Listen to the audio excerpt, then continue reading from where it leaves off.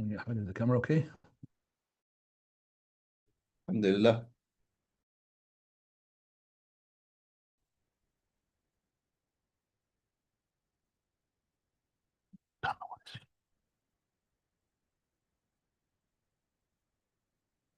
Can you hear me, ya Ahmed? Naam, ya Sheikh. I'm asked you three. I think your internet is frozen or my internet is frozen, Sheikh, because you're not hearing me. No, it doesn't. Oh, your microphone isn't open. I've seen it. Never mind. Right.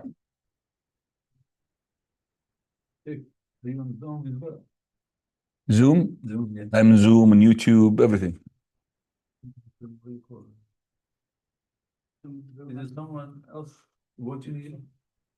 Yeah. Can I have your password because I want to manage my door? Yeah. Who's the one who's in charge of your groups? Could send it to somebody. Can you send me the Ahmed, please, to the to myself? What is the Zoom link for this lecture? Make just a flyer right now. Have you got a flyer ready? Again, you're frozen. I think the internet is a little bit unstable, Shahs. Said it then earlier. Today? Said it on the screen share. Okay. My internet? Loud. I mean, it's yours because I'm linked to you. Can I just ask you to put me electric power? Get me some power, please. He will do it. I'm sure he will do it. Young man.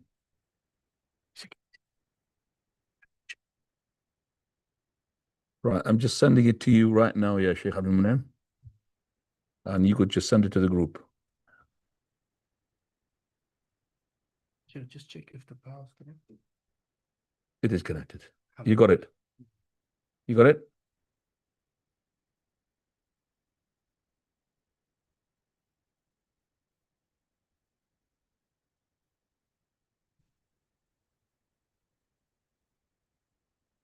I didn't put it yet, Ahmed. Shuf, I'm the host. I'm going to put it right now. I'm sending it on the community chat. So. Yeah, that's what you need.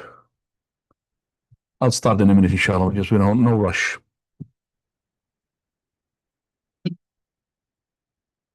Now the thing is, I'm going to just go from this to this. How can I do that? Bismillah. Okay. Good. That's very good. Now, Ahmed, I'm sorry you can't see the PowerPoint presentation. So what should I do? Share it or something? It's up to you, Sheikh, however you want to do it. That's one way. Okay, let me just see if I could share it. Let me just see. Okay, Zoom, technology. Right. Share.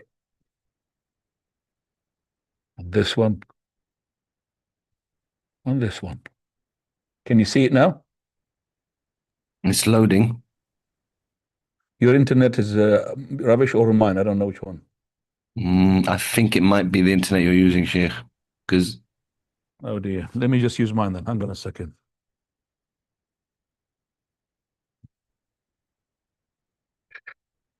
Your internet is something wrong? Is something wrong with it? Let me just see. Let me just see. Let's try to diagnose this.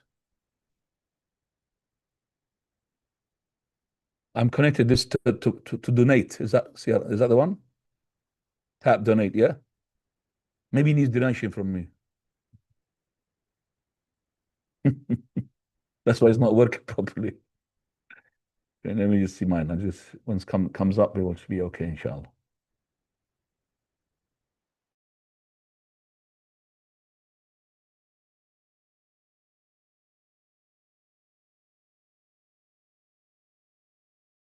Is it better?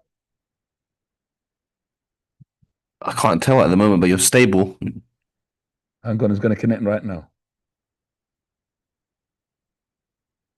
Huh? What's happening? Can you see anything on the screen? Right, I can't share the screen then.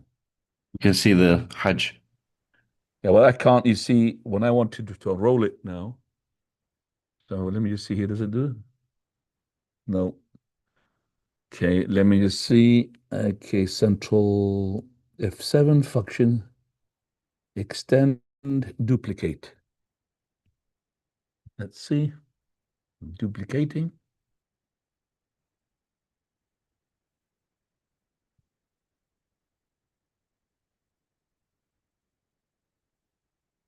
Uh-huh.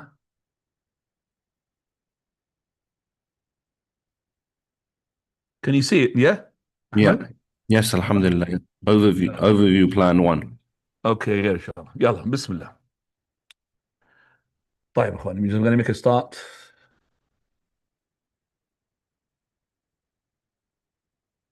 Somebody's going to bring the Hajj.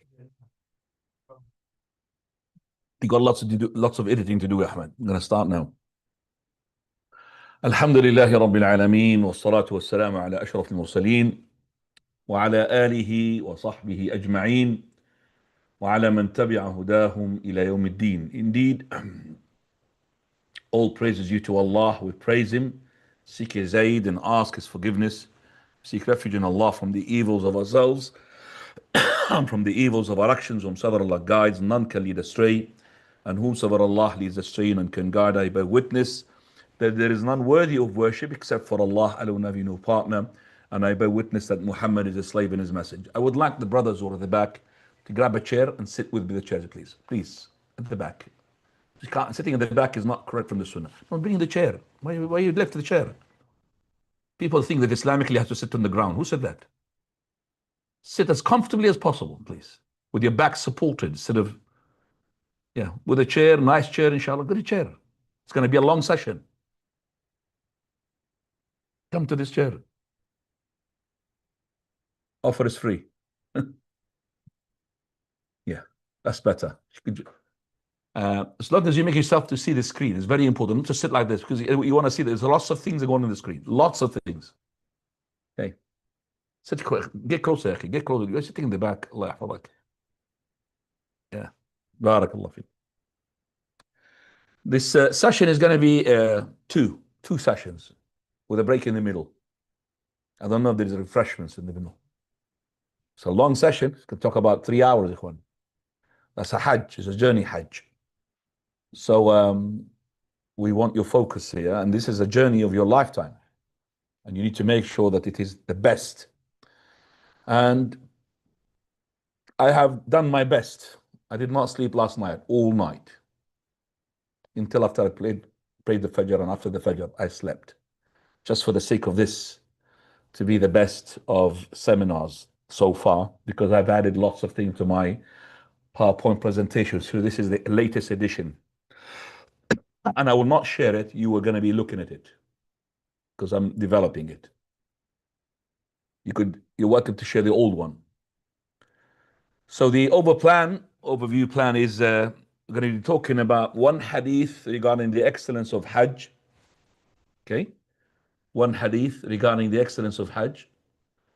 And one hadith regarding the Hajj Mabrur. And then we're going to talk about in general the importance issues of Hajj in general. And then we're going to talk about preparation and also time for Hajj and the types of the Hajj. So all of that will be taken in consideration. Now we come into the second point, and that is the geographical location. Okay. And we're going to talk about the mawaqit. What is the mawaqit? We're going to talk about the borders of the Haram of Mecca. And also we're going to be talking about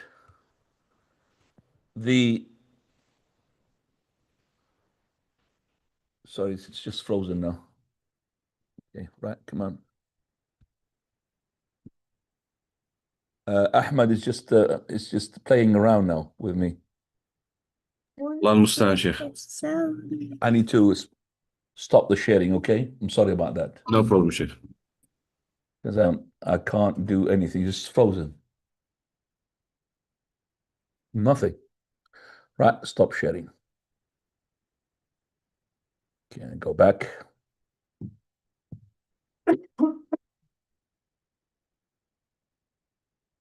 Right.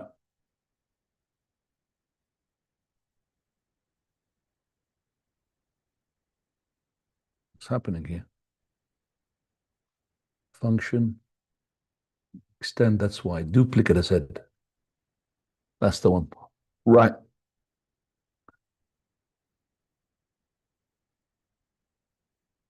Yeah. The journey, the departure, the Umrah step by step, staying in Mecca after that.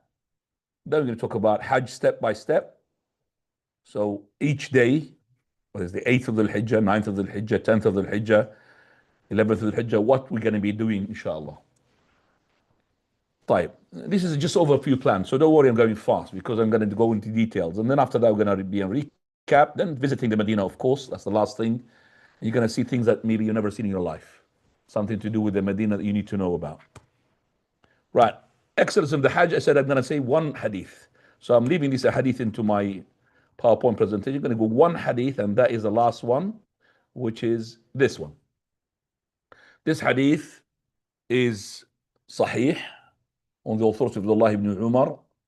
He said, I was sitting with the Prophet ﷺ in the Masjid of Mina, and a man came to him from the Ansar and a man from Thaqif, two men, and they said, Salam, Messenger of Allah, we came to ask you. So he said, if you wish, I will tell you what you came to ask about, or you go ahead and ask me, and I'll be quiet. So now they two together, they're saying, you start first, you start first. Of course, the Thaqafi, who was from close to Mecca, he said, Ansar, you have the priority. Go ahead and ask. So he said, Messenger of Allah, tell me what I came to ask about. He said he came to ask me about these following 8 things. Number 1, what are you going to get for a reward when you come out of your house heading towards the Bayt al-Haram? What are you going to get as a reward when you finish your tawaf and then after that you pray your 2 rak'ah? What are you going to get when you do the tawaf between Safa and Marwa? What are you going to get when you go to Arafah? What are you going to get when you throw your jamarat? What are you going to get when you shave your head? What are you going to get when you slaughter your hadi? Lastly, what are you going to get when you make tawaf al-ifadah? He said, by the one who sent you the truth, O Messenger of Allah, I came to ask you about these 8 things. This is just to give him more assurance. He's a prophet. He already read his mind because of the revelation. So he said, as for the reward for you when you come out of your house heading towards the Masjid al-Haram intending Hajj, in every stride your she-camel does, you're going to get a hasana, a sin will be removed, and you're going to be elevated a rank in paradise. Now these strides of camels is going to be transferred into whatever transport that you do, whether it's a train, a plane, or whatever. As for you making the tawaf, then after that the 2 rak'ah, it's like freeing a slave, but it's not any slave, a slave from the sons of Ismail, most expensive. And we don't have a slave, meaning that it's equivalence in reward of freeing such a slave. When you make your tawaf between Safa and Marwa, which is called Sa'i, it's called tawaf as well. Allah calls it in the Quran tawaf, فَلْيَطَّوَّفَ بِهِمَا. Then you're going to be having the reward of freeing 70 slaves. 70 slaves is not the one from the precious, but 70 slaves, which is a lot of reward. When you go to Arafah, this is the day when Allah Azza wa Jal would descend down a descendance which is suitable to His Majesty. And He would remind the angels when Allah created Adam. And they said to Allah, why, O Lord, you create a creature is going to be shedding blood and spilling blood and spreading mischief in the land, corruption, while we glorify your name and we praise you. He said, I know what you don't know. This is what they didn't know. So Allah is reminding him every year, these are the people who are in Arafah, the descendants of that creature whom you have accused is going to spill blood, I mean blood of human beings, not blood of the animals.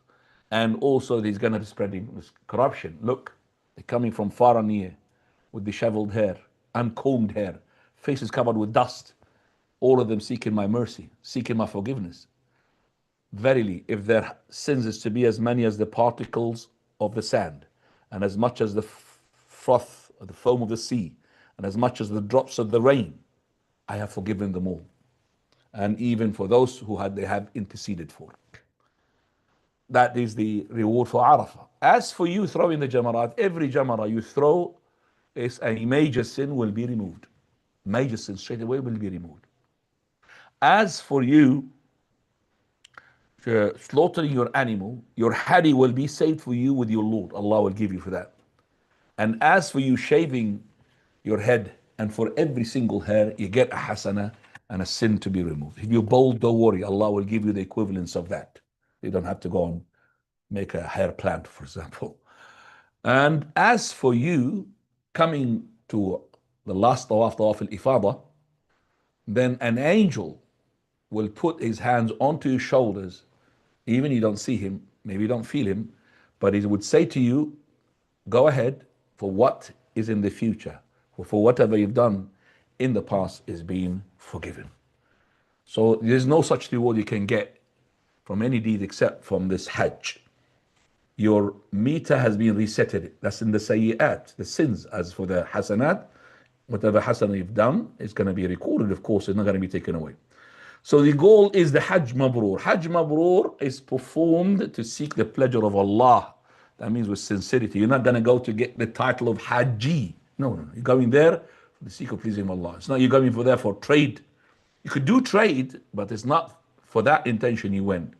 And this is a Hajj which is performed according to what the Prophet ﷺ has done. So this is halal sources as well. The money that you make the halal, that's the one that you use in the Hajj. Hajj, which includes righteous good deeds like charity, like good words. Okay, so this is the Hajj. Al-Hajj al-Mabrur, ya ikhwani. Hajj al-Mabrur, that it will be, you will have the Jannah. ليس له جزاء إلا الجنة. You'll have Jannah for that. طيب. Now we're coming Hajj as an importance issue. First slide is Hajj is the fifth pillar in Islam. And it is obligatory once in your life. And if you did Hajj Tamattu or Hajj Qiran, and the Tamattu you should be heading to, that would include the Umrah that you need to do. Hajj was made obligatory on the year 10 after Hijrah. This is making it important because we know that the Hajj, as soon as it was made obligatory, the Prophet of Allah made Hajj. It's not was made obligatory years before and then the Prophet of Allah postponed it. No.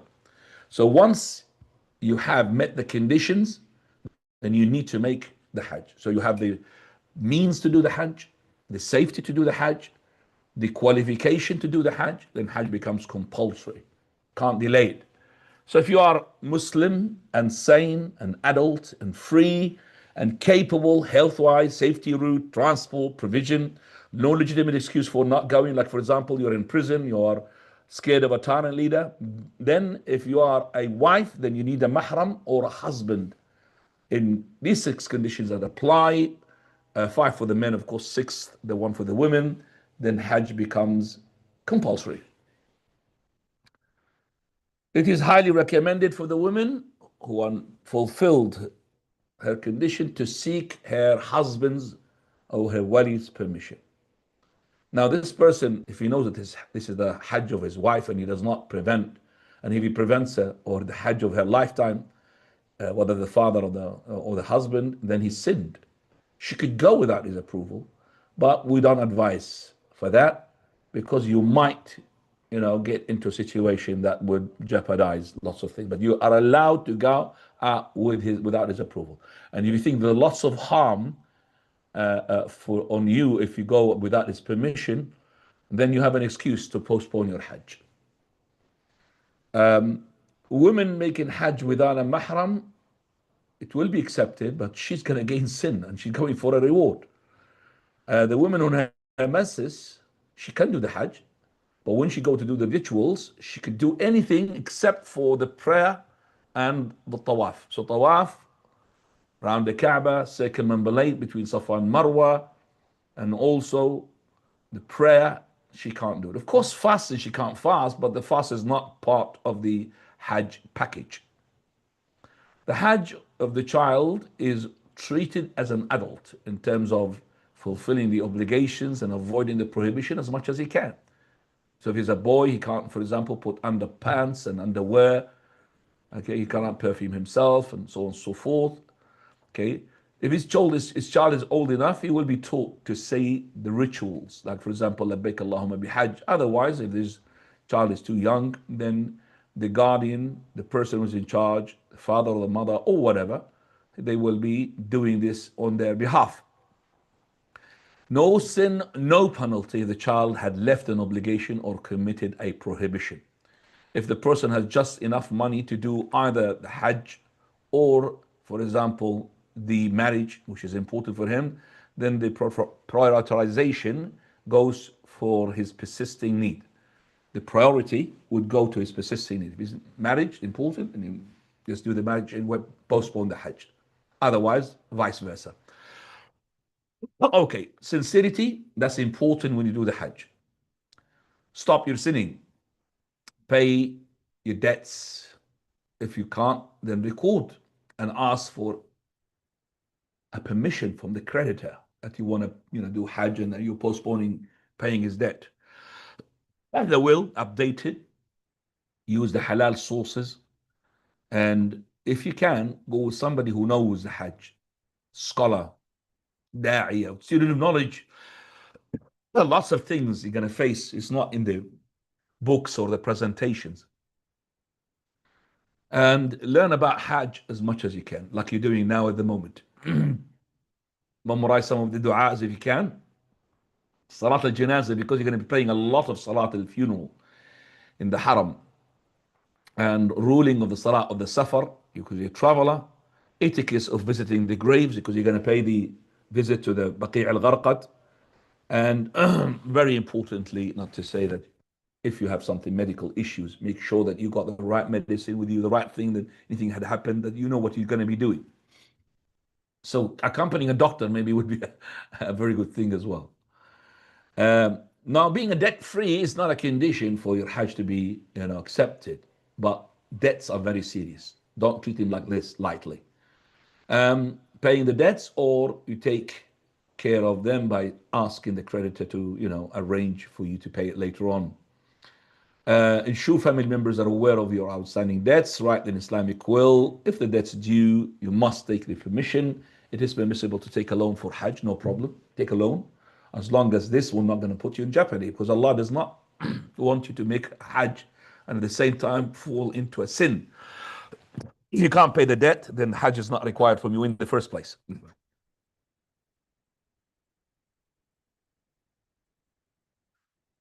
But after that, what to take? Documents, of course, packing, making things light. Don't take things which are, everything is there available in Saudi Arabia. The lighter you are, the better it is. The necessary item that you need to take, for example, your prescription, okay, compact item that you need, for example, for camping, but usually the company that you go to, they will provide you with that. Valuable things, why you need to take them? Maybe the mobile and that's it, because you might lose them. Okay, so essentials, ihram towels. Somebody brought the ihram towels yet? Somebody said he's going to bring it, yeah? Where's the Imam Saab, by the way? Very sharp. Medication, money, travel belt. It doesn't matter, if the travel belt has got sewings or not. The brother is coming, mashallah. Jazakallah khair, he must have traveled a lot to get that. Yeah, Jazakallah khair. May Allah reward you. Hasanat, inshallah. Somebody asked the Imam to come, inshallah. The Imam needs to come here. Barakallah feek. Allah yahfadak. Allah yajzika khair. Awalim. Barakallah feek, habibi. But clothing, comfortable, modest clothes, shirwal, kameez, because it's really hot there. I wouldn't, if you're going to redo in the winter, but now it's hot. Only in January, December, you might go get some jackets for Medina. The men, useful for voluntary tawaf, the socks. Women, they couldn't have the socks anytime because the women are not allowed to put socks when they are in state of ihram. Slippers, you could take all of this, no problem. All of this is allowed. Okay? So I'm giving you even the maximum, which is this one. So all of this is called sandals. It's all sandals. Okay, and shoes. They are allowed. Okay? Tight. Now, because these are the ones which are going to stick to your feet rather than to go into congested area and then There's no strap from the back, and you might slip and golden fall in your face. Why? Sleeping, the one that you need in Muzdalifah. Some companies will provide you everything, even in Muzdalifah. Muzdalifah is the night, as I said, it's like a night, in any normal night, because you're not going to sleep, for example, in a nicely comfortable AC apartment. No, in the open space. Okay, we call it the 100-star hotel because all of the stars are on top of you, mashallah. Type these things as well, maybe you need them. Earplugs if you're a person who can't really sleep with the noise. I mean, tawaf sa'i counter if you want, no problem to count the sa'i. Tawaf, sometimes people forget. Hair, eye covers as well, face mask, all of this as well in Saudi Arabia. But if you, and these things that doesn't take like little thing, just a handful. Right, the Vaseline is very important. That means it's to lubricate between your legs, because you might get some sort of irritation there because of the heat and the sweat. A bag is supposed to be provided by your company to carry your shoes, because you don't leave your shoes in the haram. You always carry your shoes with you in a little bag. Don't lose them. If you lose them, you leave them. If you leave them, you lost them. Small book for the dua. Now you could carry it with just small dua book, which is bag, like your mobile would be enough, inshallah. A small bag of pebbles. I've seen little, very hard back papers, which the person, goes every time he goes and he flips them. I like that, because he will just give him what he should do in certain areas. I like that. Small bag for pebbles. Okay, if you want the pebbles. I sometimes use a bottle like this. I could put my pebbles because I could count them, here as well. So I use this, type. Mobile communication and also charger, very important as well to get. Right. Make sure that you turn off everything in the masjid. Type. What to take? A lot of patience. But you be patient. You're going to see things that you've never seen in your life. You're going to see people who are supposed to behave as a Muslim, but they don't. You're going to see a place supposed to be the most cleanest place on the face of the earth. Unfortunately, it is. If it's left like this, had it been for the government there and the authorities, it would be the most dirtiest place on the face of the earth. It's by the second.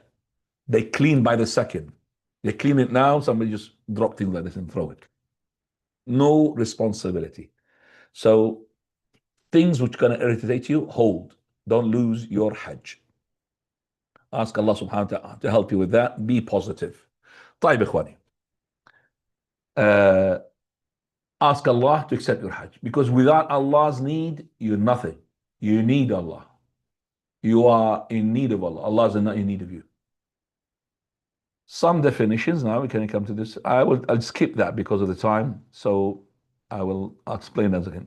Okay, months of the Hajj, as we know, they are the last 3 months called months of the Hajj. But the days of the Hajj is only in Dhul Hijjah, of course, which is the 12th. So the 12th month of the Hajj, which is the 8th of Dhul Hijjah, the 9th of Dhul Hijjah, 10th of Dhul Hijjah, 11th and 12th, and also the 13th. Right, those are the called 11th and 12th and 13th days of the Tashriq. The day of the 10th is called Eid al-Adha. The day of the 9th is called the day of Arafah. The day of the 8th is called the day of Tarwiyah. So the days of the Hajj are in this. So why they are in the month of the Hijjah, and yet we say the months of Hajj are in these 3 things. That means if you want to do Hajj Qiran or Hajj Tamattu, as we said, we're going to say Hajj Tamattu, which includes the Umrah, then you can start your Umrah from Shawwal. That's why they are called the months of Hajj. So you can start in Shawwal, do your Umrah, and then you wait until the 8th of Dhul Hijjah. That's the start of the Hajj. Okay? That's why they call the months of the Hajj here. Fine. Types of the Hajj, there are 3 types, Ikhwani. But the one that you should do, and what the Prophet commanded the companions to do, is Tamattu. Umrah first, then you take off your clothes and Tamattu, and then Hajj. So Umrah during the months of Hajj, pilgrims called Tamattu, requires Hadi. You have to sacrifice an animal. The second one is Qiran, which is Umrah, which leads to Hajj without a break in the middle. Okay, it requires also the Hadi. Third one, Ifrad, and that is the Hajj on its own, which we don't recommend anybody to do it. If you want to do the tamattu'. And that's what the Prophet ﷺ commanded us to do the tamattu'. But where it is located? It is first thing we want to call mawaqit. Mawaqit is the geographical boundary for that person intending Hajj or Umrah. He can't go beyond these boundaries without assuming the state of Ihram. Okay, so if you pass by them or any parallel place to them, then you have to resume your Ihram, otherwise you're going to be sinned. So these are the mawaqit mentioned in the hadith of Abdullah ibn Abbas. They are in the red: Dhul Hulayfa, Al Juhfa, Qarn al Manazil, and Yalamlam. And there's another hadith which adds as well another one: Dhul Hulayfa, Al Juhfa. No, actually the fifth one. There are five. Qarn al Manazil, the four here. Dhul Hulayfa, Al Juhfa, that's for the Medina. Qarn al Manazil, Yalamlam. And that irq, that to be Ahmad, I'm going to ask for help. Jazakallah khair, please. And the other one, which is come here for that irq, which is the last one, it comes in here. So you've got four in the other one, and got in this one, 1, 2, 3, 4, 5. Second one, got the fifth one. طيب. Ihram demarcation. So Ihram here, demarcation, which is the area that demarcate. Dhul Hulayfa, and that is 255 miles north of Mecca. And Al Juhfa, they call it Rabiq, the city. And these two, by the way, Dhul Hulayfa and Al Juhfa, they are the furthest away from Mecca. And they are for Medina. If you're coming from this side, from Medina, you're coming from this side, which is the coastline. You go from this side, both for Medina, but they call this one for Bilad al-Sham. That irq for the people of Iraq. But it doesn't mean if you are Iraqi, you can't come except from this. You could go from anywhere. But this is what is made. So if you're coming from this area, so you whatever parallel line to it, you start.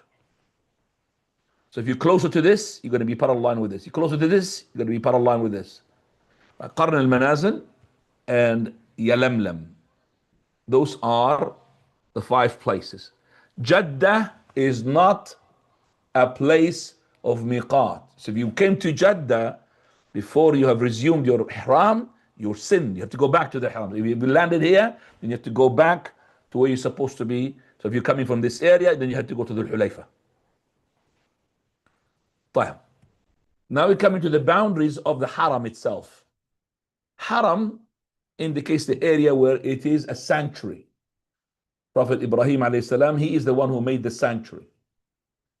And the Prophet ﷺ had sent a companion to set the marks for this boundary. We're going to see it inshallah. And in this boundary, that there are things that you can't do. Restrictions while in Haram of Mecca. Number 1, plants must not be cut except the idkhir. Idkhir, which is the grass, which used in the houses. And the game must not be frightened, never mind hunted. And the game must not be hunted. And an article lost, it must not be picked up except by someone announcing it to find the owner or to hand it over to the lost and found properties office. Not to bear the arms, because it's an area where people just going to focus upon ibadah. You're not going to think about fighting or hunting, nothing. These restrictions apply also to the haram of the Medina. Okay, these are the pillars that will indicate for you. Can you see here the word? The beginning of haram boundary. In Arabic, bidayat wa hadd al-haram. So this car, you can see it here, this car, this is inside the boundary. From the other side, it will be written on this, nihaya, the end of haram boundary, okay? From the other side. So our camera is taking this picture is outside the sanctuary, okay? So these cars, which are the shops here, are inside the boundary. You're going to find this marking. We're going to see it in the map now in a minute, inshallah. Look at this. See those areas, which is the indicating this is the area. That's the haram. That's Mecca here. Masjid al-Haram is here, the Kaaba. Okay, right. So this is the Kaaba. Okay, this is, we call it city of Mecca. This is Arafah. And this is Mina. And this is Muzdalifah. These are the area of your Hajj. Kaaba, Mina, Arafah, Muzdalifah. That's it. That's the area of Hajj. You're going to make it. And that's the area goes to Jeddah, and this is the Medina. Now you could see here the 5 places indicating the areas which is the Hudud al-Haram. You're going to see it in a minute. Okay, let's just go to the following slide. Okay, this is Mecca, Haram. You got Arafah, Hudaybiyah, At-Tan'im, called Masjid Aisha, Ji'rana, and Adah Libin. Adah Libin, with a hat, Adah Libin. Okay, these are the 5 areas indicating the area of the limits of the haram. This is where you're not supposed to frighten the game or to hunt or to cut the grass and all of this. And they're not far away from the Kaaba. Look, Tan'im is 4.6 miles, 8 miles for the Nakhla, 13.5 miles for the Hudaybiyah, and Arafah is 13.5 miles, Ja'ran is the same thing. Right. So let's just go now, Mecca. So this is the sanctuary area, haram. And all these are the ones which are the area for mawaqit. So if you're coming from outside this area, you cannot, and you're attending Hajj or Umrah, you cannot pass this boundary except by declaring state of Ihram. You remember Dhul Hulayfa is the farthest, 255 miles away, whereas Juhfa is about 200 miles or something like this. طيب. Dua of the travel when you go. So you learn that. Take your mobile by takbir 3 times and subhanallah to the end. This is when you arrive. Okay. So if Mecca is your destination, you'll have assumed your ihram on board of the plane before you came to Jeddah. But if your Medina is your destination, then you may assume ihram from Dhul Hulayfa. So if you came to Medina first and then you go to the Mecca, then from Dhul Hulayfa. Always perform your obligatory salah on time and with the jama'ah if possible. Okay, so this is your first test of patience now. Right. And you could know now some people, at least you know your group that you're going with. Umrah, now we're coming to the first one. So we're going to start with Umrah and then the Hajj, because Umrah is part of your package. You make a Hajj tamattu. Umrah, summary, Ihram, Tawaf, Sa'i, Halq. This is the Umrah. 4 things. Ihram, Tawaf, Sa'i, Halq. Ihram means to put the Ihram close and make the Ihram words. Tawaf means the circumambulation of the Kaaba. Sa'i is between Safa and Marwa. And Halq is to shave. Finished. Right. So if you are coming from outside the boundaries of the mawaqit, then you have to, assume your Ihram from those areas. If you're coming from within the mawaqit, then if you're coming from here, if you live from here, you're not going to live. You don't live here. But let's say you travel to an area inside, which is the area B. You travel there for the sake of not Hajj or Umrah, for the sake of meeting relatives. And then after that, you decided to make Umrah or Hajj, then you start from the same place, from that house that you leave, which is inside. You don't have to go outside to the boundaries here. Right. If you live inside the Haram, which is the sea area here, then you can do only Hajj Ifrad. That means there's no Umrah for you. There's no Umrah for the Mekki. The Umrah is for the Afaqi, for the one outside Umrah, okay?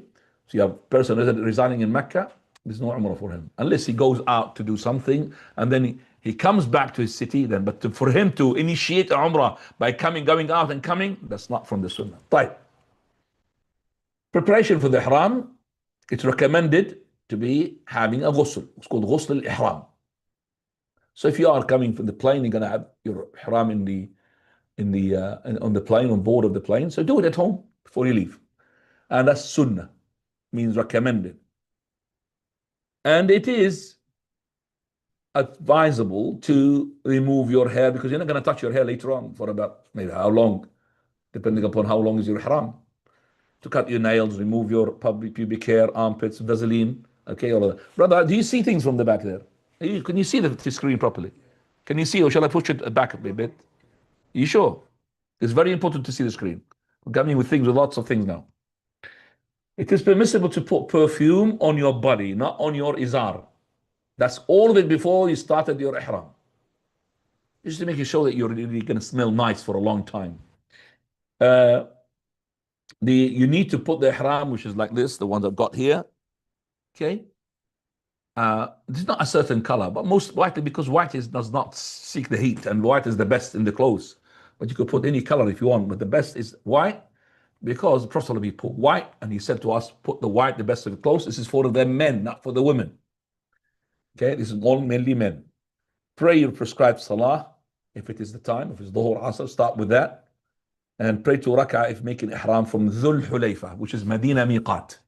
Only one place. If you do your ihram from the ihram of the miqat of the Medina, which is called Dhul Hulayfa, which is we said the one which is the furthest away from the Mecca, then there is in that place, if you pray to rak'ah, then it's called, okay, sunnah, and this is called Sunnat al-Wadi. The valley is there, it's called Valley al-Aqiq. It's a blessed valley. And the Prophet has been commanded by Jibreel to pray to rak'ah there.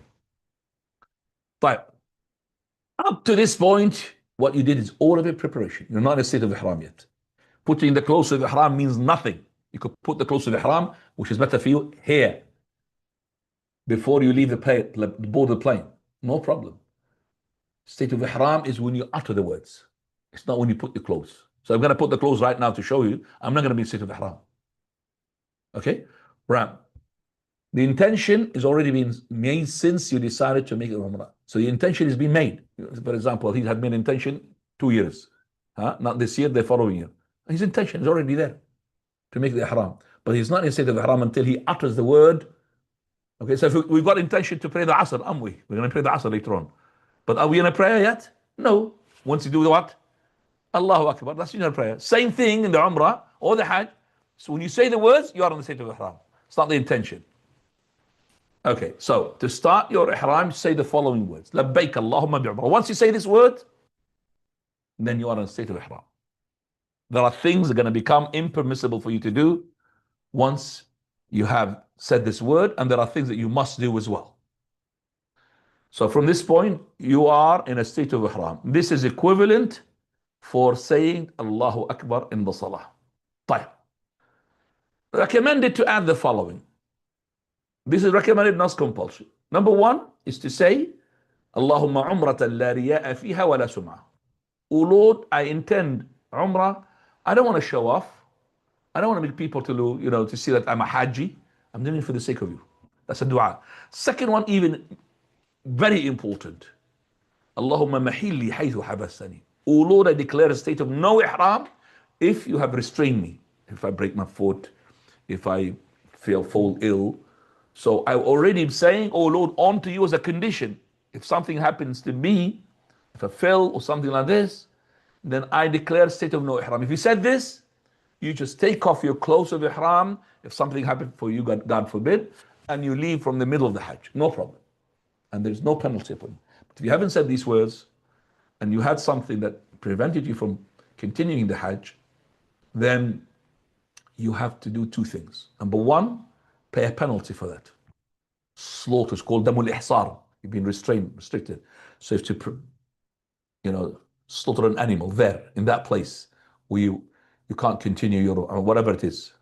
You have to slaughter and give to the poor people. Secondly, following year, you have to fulfill that. Whether it's Umrah or Hajj, it becomes compulsory upon you to compensate for that. But if you said these words, nothing on you. No penalty, no condition to do it again. طيب. When you start your لبيك اللهم بعمرة, you start your talbiyah. لبيك اللهم لبيك لبيك لا شريك لك لبيك إن الحمد والنعمة لك والملك لا شريك لك. Each one is individually. If you synchronize it by coincidence by other people, no problem. But don't wait for people to make it for you to make it. You make it as much as you can. The more you make it, the more rewardable you're going to have. لبيك إله الحق. Also Allah's Messenger used to say, لبيك إله الحق. Here I am, O Lord of truth. Also recommended to keep the previous talbiyah. Fine. It is permissible to add to the previous talbiyah the following talbiyahs. لبيك ذا المعارج لبيك ذا الفواضل لبيك وسعديك والخير بيديك والرغباء إليك والعمل لبيك مرغوبا أو مرهوبا لبيك ذا النعماء والفضل الحسن. All these are talbiyahs. Got 3 ones as well with it to add it. Also, it is permissible to mix the previous talbiyah with La ilaha illallah. طيب. Obligatory to say the talbiyah in a loud voice. It's not recommended. Obligatory. So as much as you can, especially when you go up or down. saying the talbiyah in a low voice is against the sunnah, ikhwani. And the companions to lose their voices in Rawha. Rawha is only 36 miles away from Medina. So hardly about 2 hours, they lose their voices. In case of Umrah, talbiyah should be continued until you see Mecca houses, i.e. the Haram borders, in order to free yourself for the coming stage. But if everything's been prepared for you by the company and everything, you could continue until you see the Haram. No problem. Saying the talbiyah in groups against the Sunnah, the companions used to recite it individually. Okay? And as for the women in her menstruation or postnatal bleeding, takes a shower and assume ihram, but doesn't pray. No difference between men and women in respect of raising the voice in talbiyah, except if she fears causing fitna. So between herself and her sister, she could put labbaik Allahumma labbaik. Aisha used to say that, and the companions to hear her. They could distinguish her voice. طيب. Now the clothing. So what are the prohibited things as soon as you said labbaik Allahumma bi umrah from the clothes? From the men, you can't wear any sewn clothes. Sewn means they are sewn to the limb. It's not having thread. No, it doesn't mean that. It means that something like a turban, shirt, trousers, pants, underwears, hooded cloaks, okay, all of those, socks, khuf, okay. Shoes that doesn't cover the ankles is okay. Sewn materials in themselves are okay, but those garments that are made to fit the limbs are not allowed. You cannot cover your head with something that touches it. So I can't put a cap like this, but I could put the cap like that. It is hot without touching my head. So I could put an umbrella, because the umbrella is not touching my head.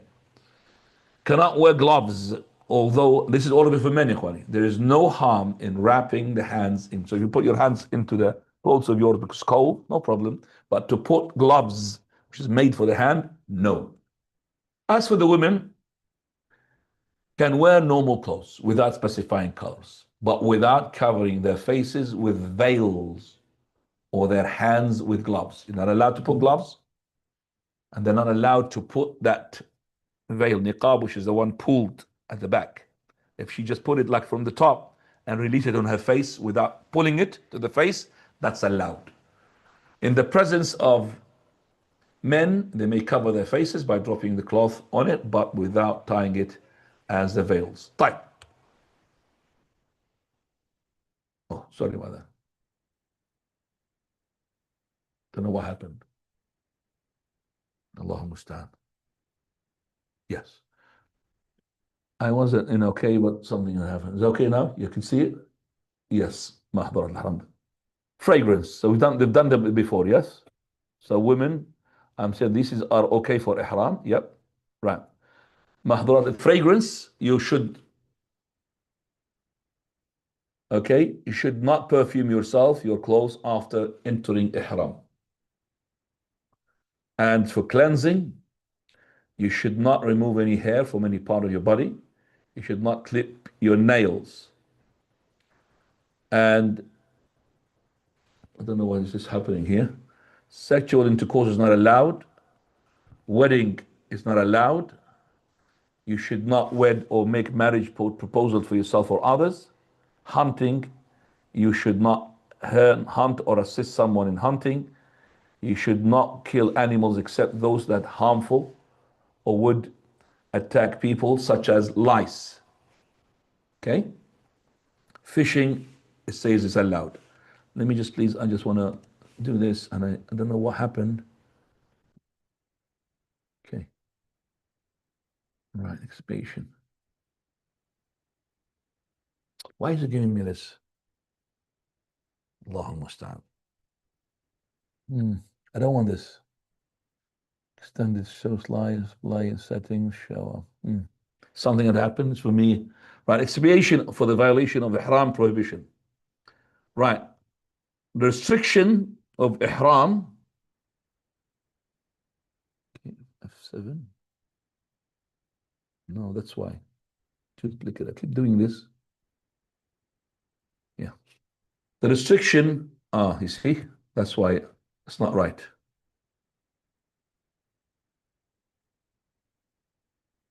That's better. Right. Expiation for the haram. Okay, somebody done something wrong. The restriction of haram in terms of fidya are four categories. Marital relation. If you did intercourse while you're state of ihram, okay, camel fidya. And that is before the first tahallul. What is the first tahallul? We're going to see it later on, inshallah. In addition, the Hajj is void and needs to be performed next year. A sheep fidya for sexual intercourse after the first tahallul, but before the second one. Hajj is valid. No fidya for wedding. Hunting, same animal. If you hunted an animal, you have to pay a penalty. And cutting the hair due to illness or lice, the fidya to be paid. And that is a choice between fasting 3 days, feeding 6 needy people, or slaughtering a hadi. Whatever you want to choose, you could choose that. If there is no valid reason, then it is a sin, and repentance is required in addition to the fidya.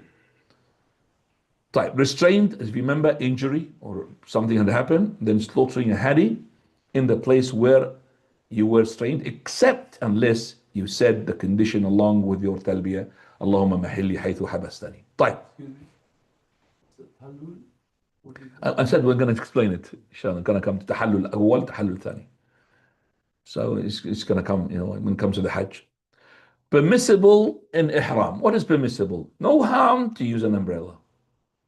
So some people you're going to see there, they're traveling in buses without any roof. That's the Rafidah, Shia. They're cooking themselves. There's no need for that. Allah did not want you to uncover yourself from the top. There is no harm to carry your baggage on top of your head, but not, on top of your head, not for shading. Very important. So you carried it for the sake of one, because you want to carry it. But if you use it for shading, it becomes like a hat. You're not allowed to cover your head. Wearing sandals that do not cover the ankles. If you have only shoes that covers the ankle, then there is no need to cut them below the ankle. So if you have no sandals, but you have shoes that cover the ankle, the only one that you have, then you don't have to cut them off. If cold, put normal clothes on top of your izar without sliding it in the shoulders. So you have to put a jacket, but don't put your hands into the hands or the sleeves of the jacket. Wearing a ring, watch, no problem. Hearing aid, no problem. Speech aid, no problem. Eyeglasses, contact lenses, no problem.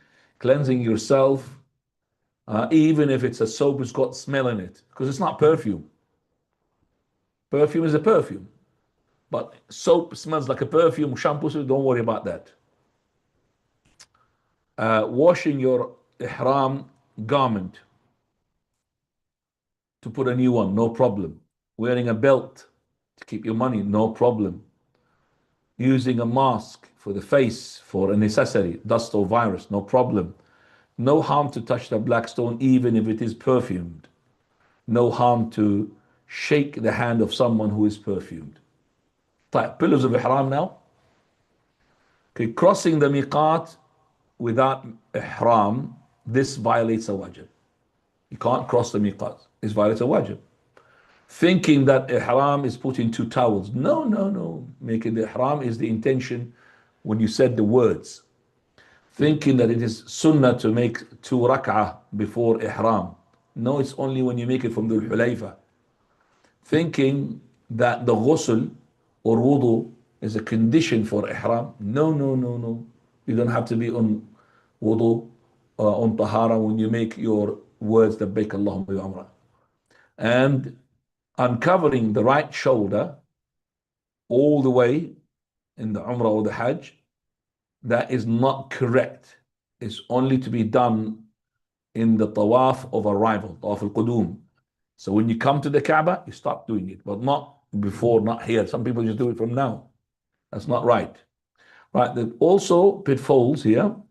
Thinking that anything that has stitches is forbidden. No, it's only the one which is being made to fit the limb. Women in their menses thinking that they cannot assume ihram. No, that's not correct. While Aisha, she had assumed her ihram when she had her menses. And women thinking that ihram requires particular clothes. There's no particular clothes for the women. Starting a hajj or umrah and quitting before completing it, okay, that's wrong.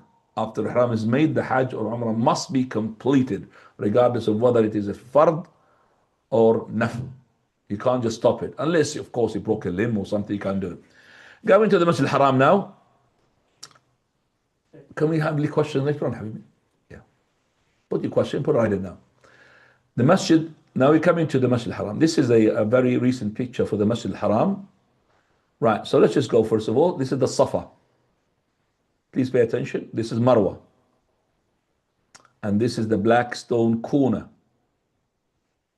And this is the Yemeni corner. We're going to see more closer to the Kaaba. I'm just giving you the direction now. So you could see now the Safa and the Marwa and where they're located from the black stone corner and the Yemeni corner. This is Fahad Gate. Very important to know these gates as well because they are big gates, main gates. Abdul Aziz Gate, which is opposite to the Abdul Aziz Hotel, the tower clock.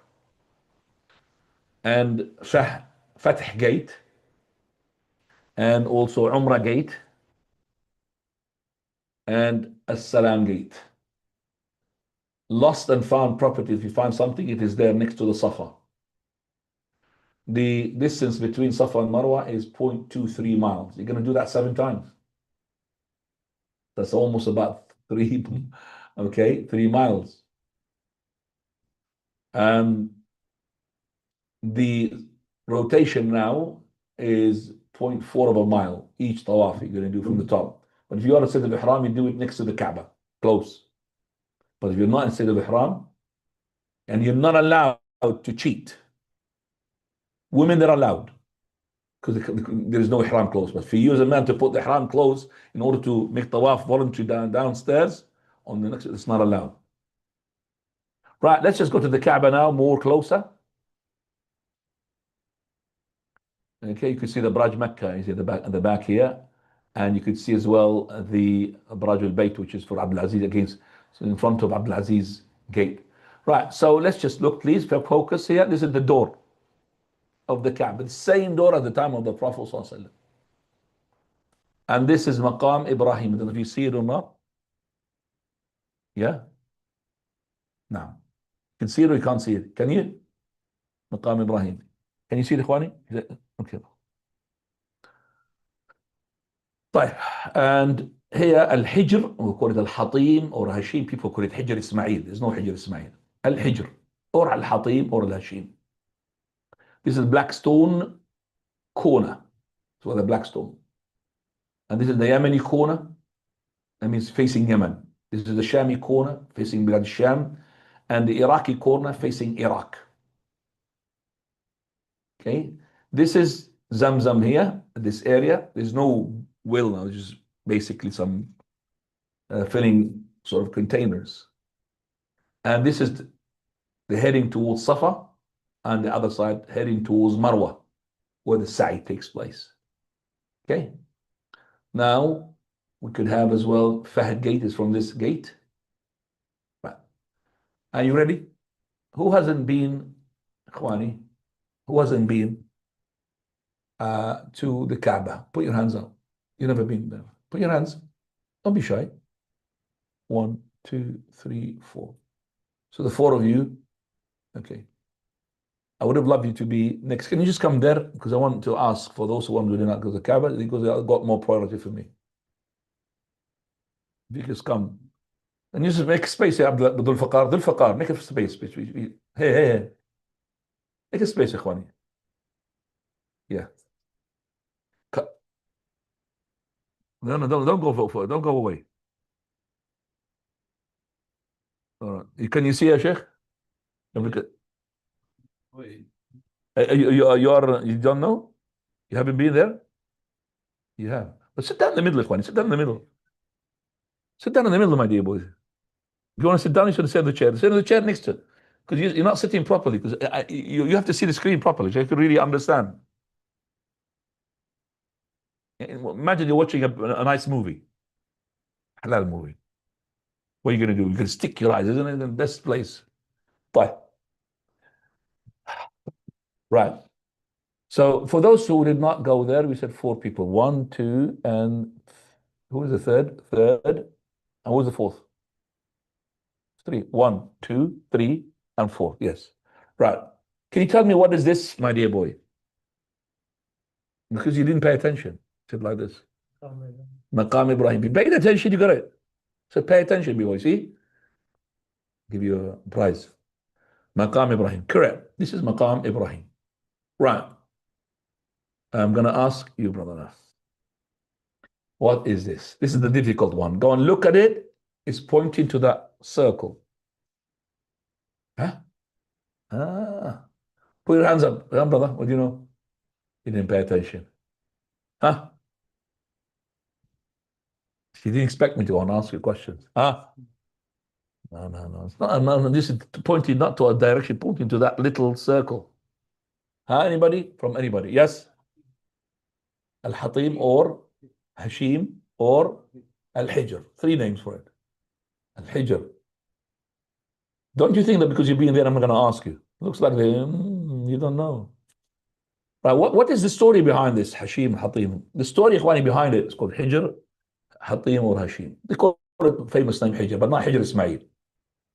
What's so famous about this? Basically, the Kaaba, when it was built, it was not built like this. It was built to include that semicircle. But when the flood took place at the time of Quraysh, it destroyed the Kaaba. So they had to put it down and rebuild it. And because they want to build it from the halal money, the halal money was not that lot much.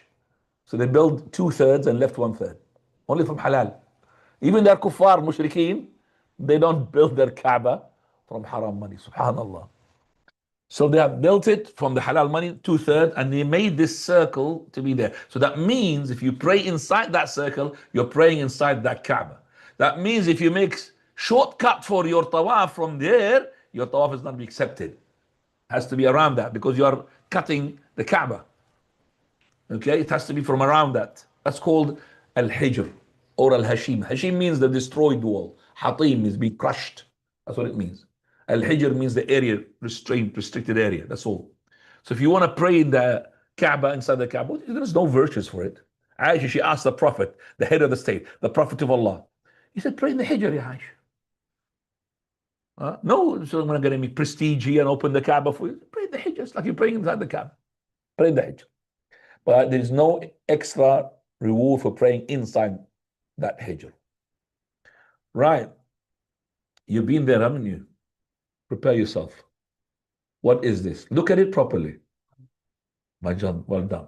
Black stone. That is the black stone. The black stone is the stone that which the Kaaba was needed in order to build the Kaaba. But we don't really go there for the black stone. Black stone is a stone. Does not benefit you. Because what's with the kuffar? I've seen a history documentary about Hajj and Kaaba. And they deliberately made that the whole Muslim go because of a stone. And they believe that stone is coming from the skies and emits radiance and all of that. Rubbish. We don't come for that stone. The stone for us is a stone. We're coming here because we're following the steps of Muhammad, we're following the steps of Ibrahim alayhi salam. That's why when Umar al-Khattabi kissed the stone, he said, Wallahi, I know that you are a stone. He took it to the stone. You don't benefit, you don't harm. Had it means I didn't see the Prophet of Allah kissing you, I will never kiss you. That's the tawheed, ikhwan. Monotheism. So if you think you're going for the black stone, you're wrong. Change your intention. Okay? This black stone came from Allah Azza wa Jal from somewhere and gave it to Ibrahim in order to make it the most strongest corner for that Kaaba. That's it. Okay? But the Kaaba is not the black stone.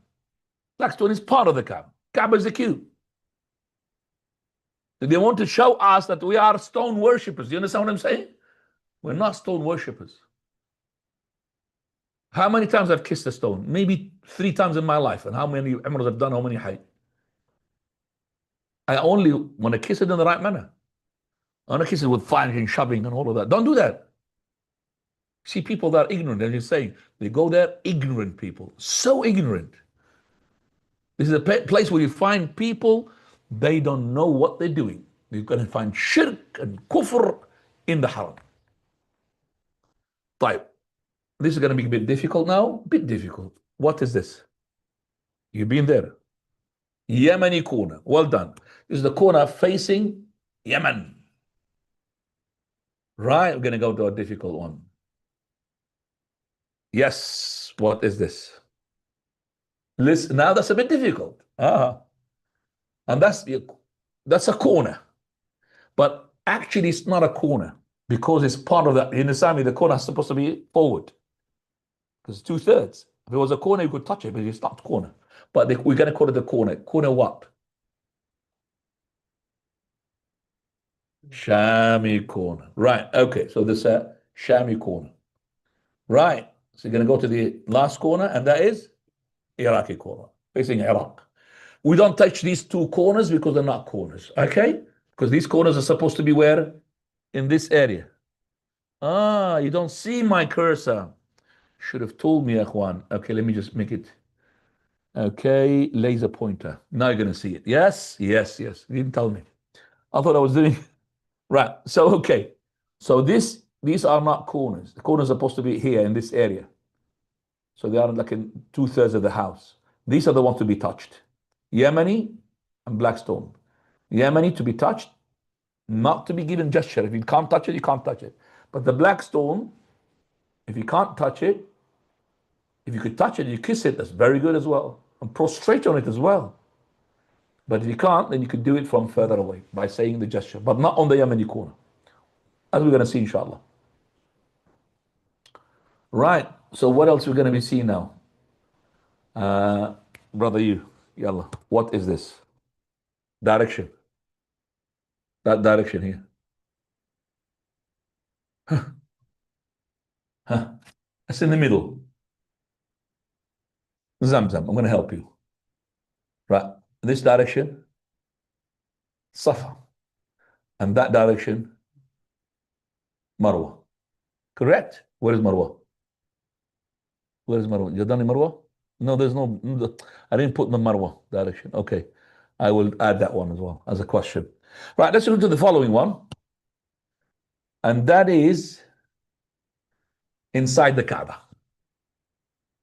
That is what is inside. Khwani, the Kaaba from inside had 6 pillars. Later on, it's been removed to make 3 pillars inside the Kaaba.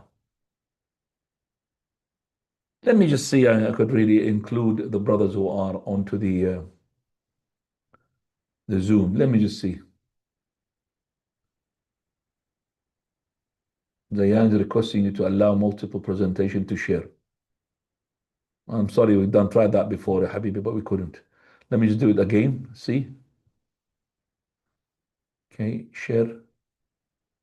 Now you could see it, but we can't see what I want to see, which is this one. No, it's not doing it. Yeah. Right, okay. So I think it's working so far. Right, so this is the inside of the Kaaba, 3 pillars. See that one that, oh God, laser again. See that thing here? This is where they put the perfume for the Kaaba. Inside. You're not gonna be going inside at all because it's only even open to the kings and all of that. But if you happen to be there, they might let you inside. No problem. This is where the Prophet ﷺ had prayed. Exactly that spot. His back to the wall, to the door, and he's facing this way.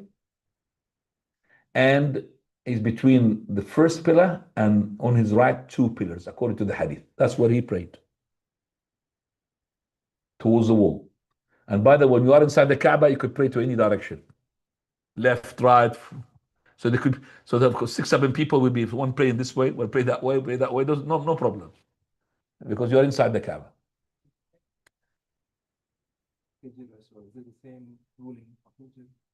No, you can't. When you're outside the Hijr, that's a good question. But inshallah, inside the Hijr, because you're facing that wall, because you have to pray towards that wall. You can't. A very good question. I've never heard of this question before. Right. If you could see here, the diagram is Hatim. Can you see the Hatim here? That's the area. 11 meters. How much is it from inside? Actually, the inside is 81 meters square. It's 81 meters square. Because we've got 8 plus here. From inside is 8 meters. And here is 10 meters. Can you see that? Yeah, that's it. Right, let me just give you now some, hopefully. Right, watch the video in English. Let's see. I want to, how can I press on this? Right, so let me use pointer, highlight in color. How do I? No. I want this.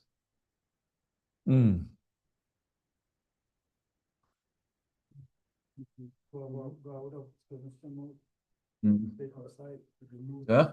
How can I remove this? I want to remove this. How can I remove it? Laser point. Okay, let me just see here. Ah, that's better. Thank you. Right, let's just go to the internet. Come on, please show me. It's coming to me here, but it's not coming to you guys. Right. Right, so how can I do that? By, okay, let me just see it here. Extended. Right, duplicate. Nope. Right. See, that's when I stop sharing here. I have to stop. Sharing is making me difficult. Right, so I'm gonna just stop sharing again.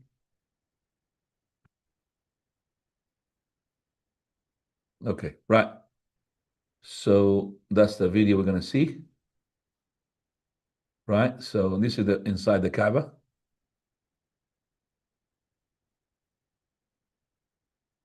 Okay.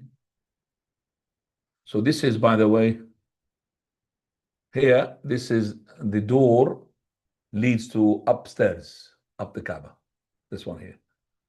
All right.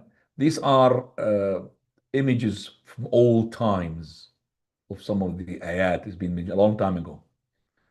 Okay, let me just go and see, show it to you.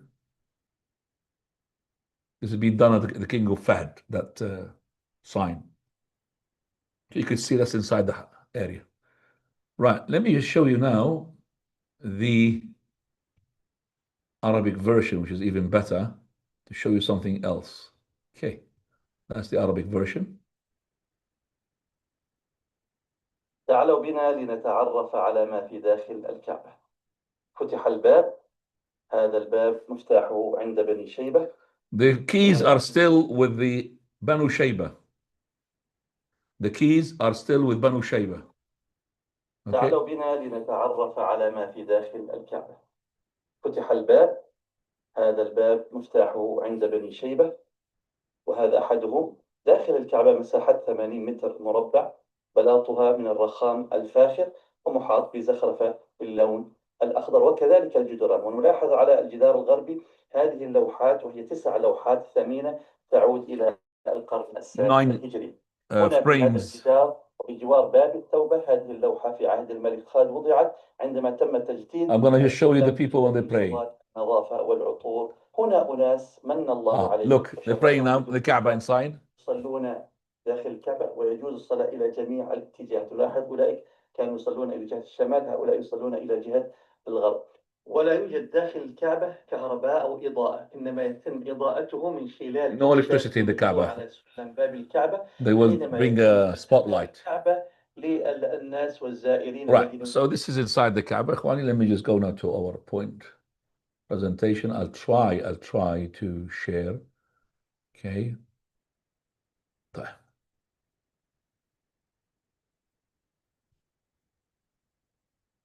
Okay, Bismillah, share this. Okay.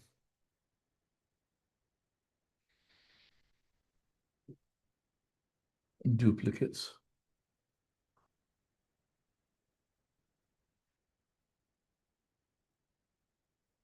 Right.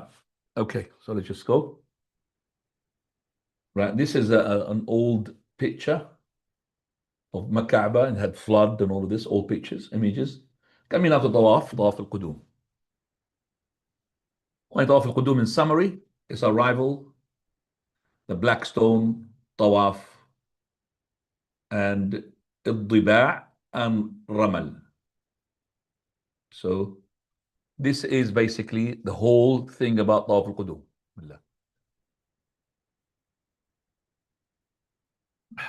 We would see that what it means, inshallah. Right. So and pray 2 rak'ah of tawaf. Arrive at the Masjid al-Haram. It is sunnah to do the ghusl before entering Mecca. This is not for the ihram. This is for entering Mecca. So if you're in a hotel, do your ghusl again. Sunnah. Prophet entered the masjid from gate of Ibn Shaybah. You could enter from any gate that you like. And enter the masjid with the right foot first and say the following dua that you say into normal masjid. Right. Now, once you see the Kaaba, raise your hands if you wish and say what Abdullah ibn Abbas has said. Allahumma anta salam wa minka salam fahayyina rabbana bis salam, which is the saying of the dua of Umar. Sorry. So if you it is recorded from Abdullah ibn Abbas to raise the hands, and it is recorded from Abdullah ibn Umar, from Umar ibn Khattab to say Allahumma anta salam wa minka salam fahayyina rabbuna or rabbana bis salam. It's a sunnah. Okay, let's go to now the black stone. Go straight to the black stone, face it, say Allahu Akbar. You may add Bismillah. So Bismillah, Allahu Akbar. And touch it with your right and kiss it if you can. Make sajda on it if you can, as the Prophet did. Then we come to, if you can't kiss it, then touch it with your right and then kiss your hand.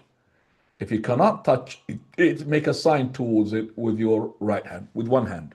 You'll find people doing two hands, Hanafi madhab, they're doing like takbirat al-ihram, but there is no proof that Sunnah of the Prophet of Allah is one hand. Don't argue with these people, they've got their own madhab, you see, but some people, they do like this. That's nothing to do with the Sunnah. And they're throwing kisses, for example, like that. That's not right.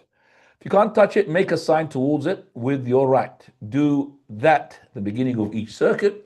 You do not have to touch the black stone for your tawaf to be accepted. You do not have to touch, okay? Do not push as well and the crowd to get to the black stone.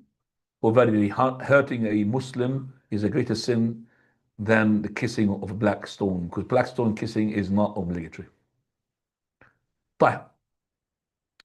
Excellence in touching the black stone. We have a hadith. The Prophet ﷺ, he said, one of them is that Allah will send this black stone the day of resurrection with eyes and a tongue, and he will testify only for the person who had touched it in the right manner. The black stone is broken into pieces, by the way, because something had happened to it, and it was actually removed by the Qaramita, okay, and removed for 21 years. The remaining pieces are cemented together, and this is the black stone. Tawaf al-Qudum.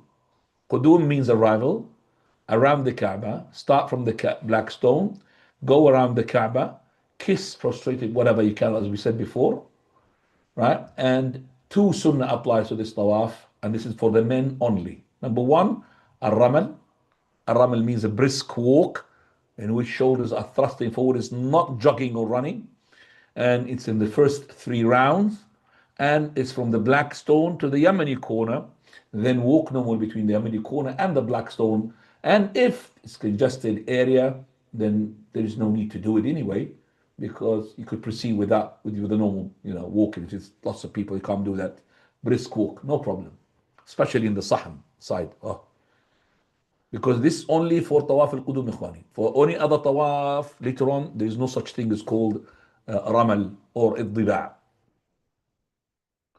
The Iddiba' is presenting your right shoulder and wearing the ihram under your armpit and throughout the 7 rounds. So if you imagine this is the Kaaba, ikhwani, in front of me, okay, and this where the tissues are, the black stone, and the microphone of mine here is the Yemeni corner, so the Hijr is going to be on that side. That's the Shami corner, Iraqi corner. So if I do the Ramal, I'm going to do the Ramal in the first 3 rounds. Basically from there to there, first round, and here I will walk. In second Ramal, which is brisk walk, again, up to here, and then walk. And then the 3rd round, and then I walk, and then normal walking. The reason behind this, it was at the time of the Prophet ﷺ. There's a story behind it. Because this is the area where the kuffar at that time, they were not able to see it. And when the Prophet of Allah came with the companions, Kaaba was under the control of Quraysh, the kuffar, the idolaters. And they had spread a rumor that the people who came from Medina, they got a fever, well-known fever. So they're weak. So the Prophet of Allah wanted to show them that they are strong. So he commanded the companions, that is for the first tawaf, to do these 3 rounds with a brisk walk.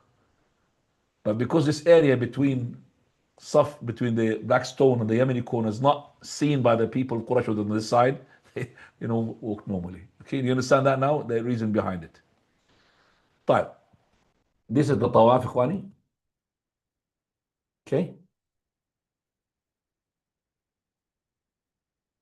That's the tawaf, and this is the Zamzam, and this is to the Safa. Okay, this is the tawaf, going anti-clockwise. Right. So the tawaf, a state of wudu is required for all kinds of tawaf. So you have to be wudu, and that's the correct opinion. There is opinion that says it doesn't mean wudu, but be outside this difference because you might lose your tawaf. Okay, menstruating women do not make tawaf until they become clean. All kinds of tawaf, including all tawaf, including optional tawaf, consists of 7 rounds. There's no such thing called tawaf 1 round. 7 rounds, even the voluntary ones. And then you pray 2 rak'ah behind Maqam Ibrahim. The Kaaba should be in your left, of course. Do not walk backwards. Tawaf shall be performed within the boundaries of the Haram. Type. Now we come in touching the Yemeni corner with your right hand. Also, shed sins. Don't kiss it. Okay. If you're not able to touch it, then you should not do anything. Do not face your hand to the Yemeni corner and say Allah. So do not face your hand to the Yemeni corner and say Allahu Akbar. This is only for the black stone. Don't say like this, Allahu Akbar. Right, do not touch the Shami or Iraqi corners because they're not corners at all anyway. You can say the Prophet's dua between Yemeni corner and the black stone, which is ربنا آتنا في الدنيا حسنة وفي الآخرة حسنة وقنا عذاب النار. طيب.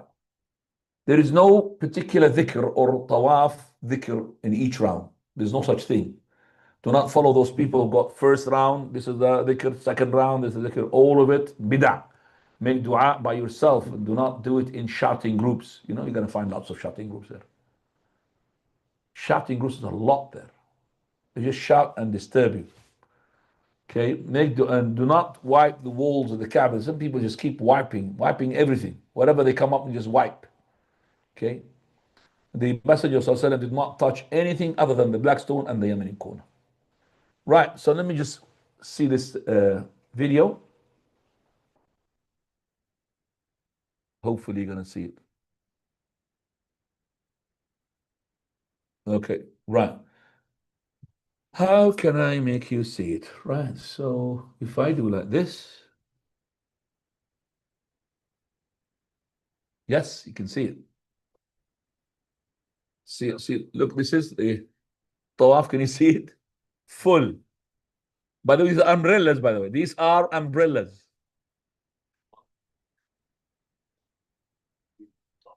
It's 2019 Hajj. Okay. Look, the sahan is filled. No space. Can you see that? No space. Nothing. They're like ants.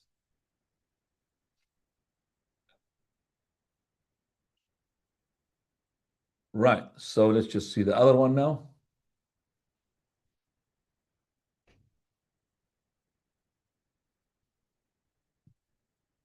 Okay. There's another one. Okay, I called it ice cream flavors. Which was it? Okay, let's just see the other one. Okay, maybe later on, inshallah, later on. Okay. Right, so continue tawaf without interruption unless it is necessary. Otherwise, it will be void. So don't say I'm going to go to the restaurant in the middle of the tawaf and I'm going to come back. You'll start from the beginning. When it is time for obligatory salah, stop your tawaf, join the salah, which is dhuhr, asr, whatever, then haram, and resume tawaf from where you left it, from that spot. Whether it's halfway, doesn't matter, it will count for you. If you need to go to the restroom, you may interrupt your tawaf and go. Make wudu before coming back to resume your tawaf. You resume tawaf from where you left it. In case of doubt how many rounds you've done, always build upon the minimum. You're doubting you've done the 6th, so you haven't. So So drop the 6 and build upon the 5. If you get doubts after you finish tawaf, forget about it. Ignore it. Okay, now which I'm going to be watching the video, which is ice cream. I call it ice cream, we'll see why. Okay, Bismillah.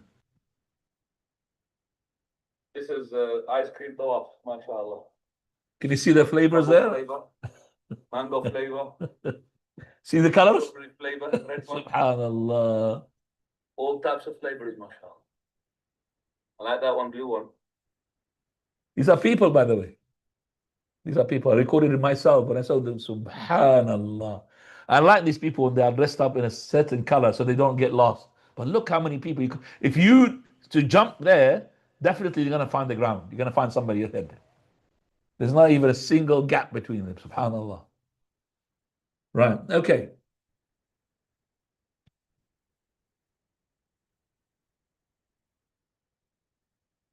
Coming back.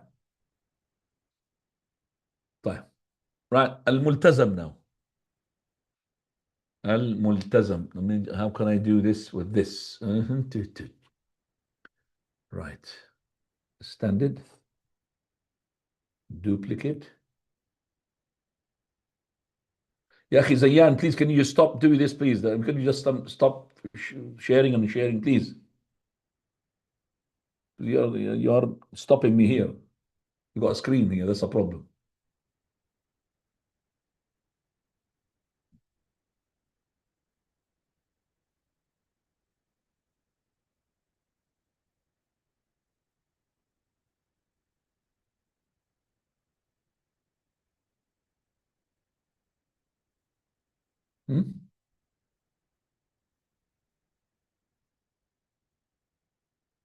Okay, right.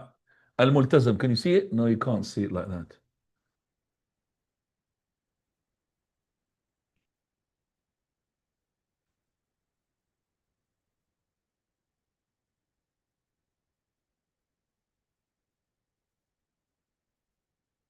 Sorry about that.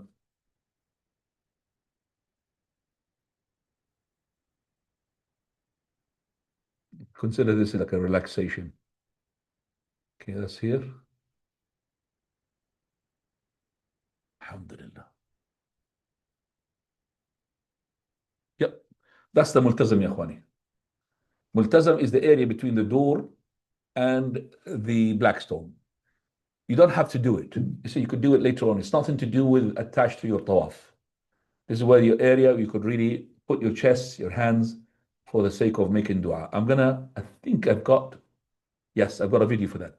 Al-multazam, you may cling to the place between the corner and the blackstone, but it's not these people who are clinging to this here, to this door. Let's just see the video. Okay.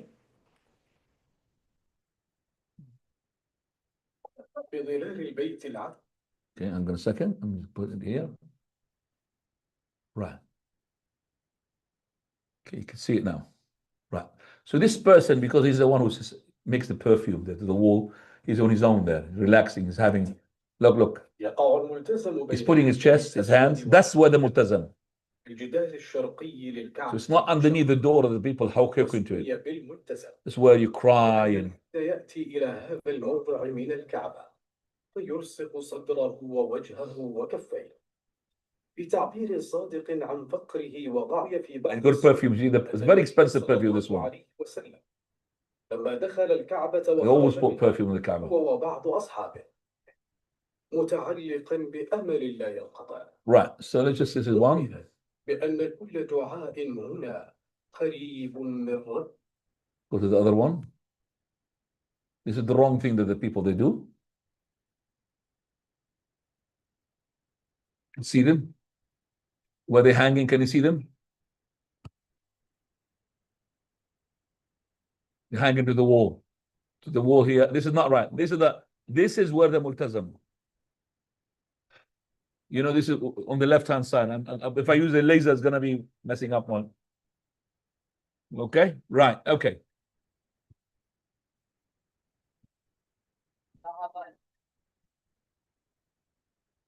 Okay. Alhamdulillah. Let's go back. Okay.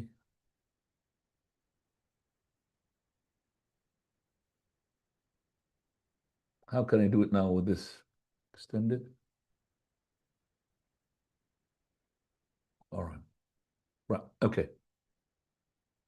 Yes. Maqam Ibrahim. When you finish the seventh round, cover your shoulder. Very important because you can't pray with your shoulder exposed. Your prayer will be invalid. When you head towards the Maqam Ibrahim, you say, وَاتَّخِذُوا مِن مَقَامِ إِبْرَاهِيمَ مُصَلَّى. Place, if you can, the maqam between you and the Kaaba. If you can't, no problem, anywhere. And recite Surah Al-Kafirun first rak'ah, Surah Al-Ikhlas, Qul Huwallahu Ahad second rak'ah. That's the sunnah. So you could pray anywhere here. I'm saying, it is if it's not possible to pray behind the maqam, which is impossible, pray anywhere that you like. But this is Maqam Ibrahim, Ikhwani. If you've seen inside that, not the structure itself, it's inside it. That's the maqam. But this is Zamzam. Prophet ﷺ, he said, after you go to Zamzam, after you finish tawaf, you go to Zamzam. He drank from it. Pour it in your head if you wish. You may say dua of Ibn Abdullah ibn Abbas, as we're going to see it in a minute. Then you return back to the black stone, say takbir, and touch it as before. This has been skipped by almost 90% of the people. After you finish Zamzam, you go back to the black stone as close as possible, and you say Bismillah, Allahu Akbar before you go to Safa. This is Zamzam. Zamzam water is available in coolers. During Hajj season, coolers are removed. Okay, ماء زمزم لما شرب له. Zamzam water is for the whatever has been drank for and is food. Okay, this is the new sa'i now. Sa'i between Safa and Marwa. The summary is start with the Safa, recite ayah, which is going to do it Surah Al-Baqarah, verse 58, and make the dhikr and dua. Walk to the Marwa, that's first lap. On the Marwa, do the same as in Safa. Walk back to the Safa, and second lap. Complete 7 laps in the same manner, and then finish, of course, on the Marwa. That's in general what it is. I'll tell you what is these green lights for in a minute. Right. So when reaching the foot of the Safa, you recite. When you reach, if you finish Bismillah, Allahu Akbar, you go back to the Safa, you say, إن الصفا والمروة من شعائر الله ومن حج البيت أو اعتمر فلا جناح عليه أن يطوف بهما ومن تطوع خيرا فإن الله شاكر عليم. Okay, this is the new pictures of the Safa here. You can see the mountain of Safa. Right. Then you say, نبدأ بما بدأ الله به. And so we begin with what Allah had begun with, because she had started Hajar from that area. And then climb the Safa until you see the Kaaba. But this may not be easy. So it is sufficient for you to face the Kaaba. You just go as far as you can, because the police are going to push you away. Right. Once on the top, by the way, now there are floors for Safa and Marwa. Your target is the one which is the main one, the ground floor, not the basement. If it's full, then you go to one of the other. But don't go to the relaxing one when you have that one. You understand me? Go to the one which is the original one. Once on the top of the Safa, face the Kaaba and say the du'as. Allahu Akbar, Allahu Akbar, Allahu Akbar, La ilaha illallah, wa la sharika lahu, al-mulku lahu al-hamd, wa huwa ala yuhyi wa yumiitu wa ala kulli shay'in qadir, la ilaha illallah, wa la sharika lahu, anjaza wa'da wa nasara 'abda wa hazama al-ahzaba wahdahu. You say that 3 times. Okay? So you say that 3 times. Making dua in between. So 2 times dua and 3 times dhikr. So you say this first, and then you raise up your hands, make dua, your own dua. Put the hands up back again, and then you say Allahu Akbar the second time. Hold dhikr. Then after that, you raise up your hands. And then after that, you put your hands down, and then you say that for the 3rd time. And then you go. So it takes a bit of time. But you descend the Safa and start walking in the direction of the Marwa. You walk till you reach the green signpost. You've seen that one just in a minute. We're going to show you. You then run in the middle, and so in a medium pace, till you reach the next green signpost. Then you walk to the Marwa and ascend. Now, at the moment, the green post is going all you use. It's lit green now. All of it green. Right. Do upon the Marwa what you did upon the Safa. Same thing. By facing the Kaaba and doing the same thing as dhikr. Different dua if you wish, but the dhikr the same. This will form complete lap. Now we're going to come to here. See that video? Okay. Show the video here.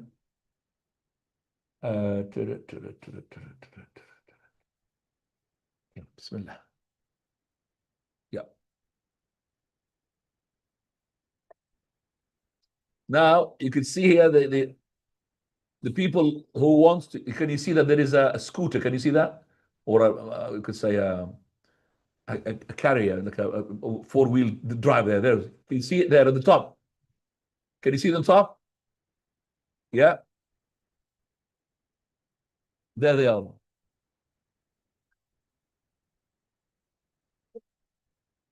Right. This is between Safa and Marwa. Okay. And you're allowed to take it even if you are able to walk. But it takes time. Okay. Let me just take that out. There's another video in a minute coming. Oh, maybe in a minute. So between Safa and Marwa, this is can you see that Marwa? This is the Marwa mountain.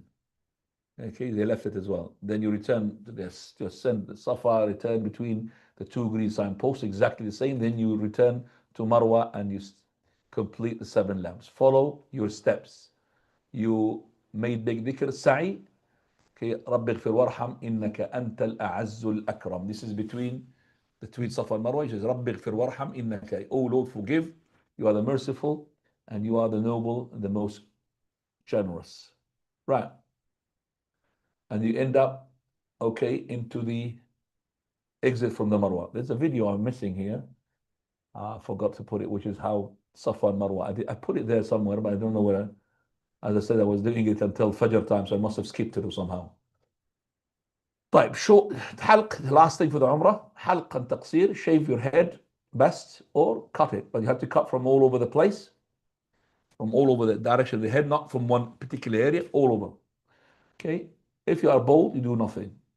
Hair has to be trimmed from all over the head, as we said. The sunnah is to start from the right of the head, then to the left. The women, okay, the women, what they do, they gather their hair, then shorten it from the end, the length of a finger. No harm if someone, male or a female, who's still in a state of ihram, to shave others or shave himself. Everything has become forbidden to you upon entering ihram, now becomes permissible.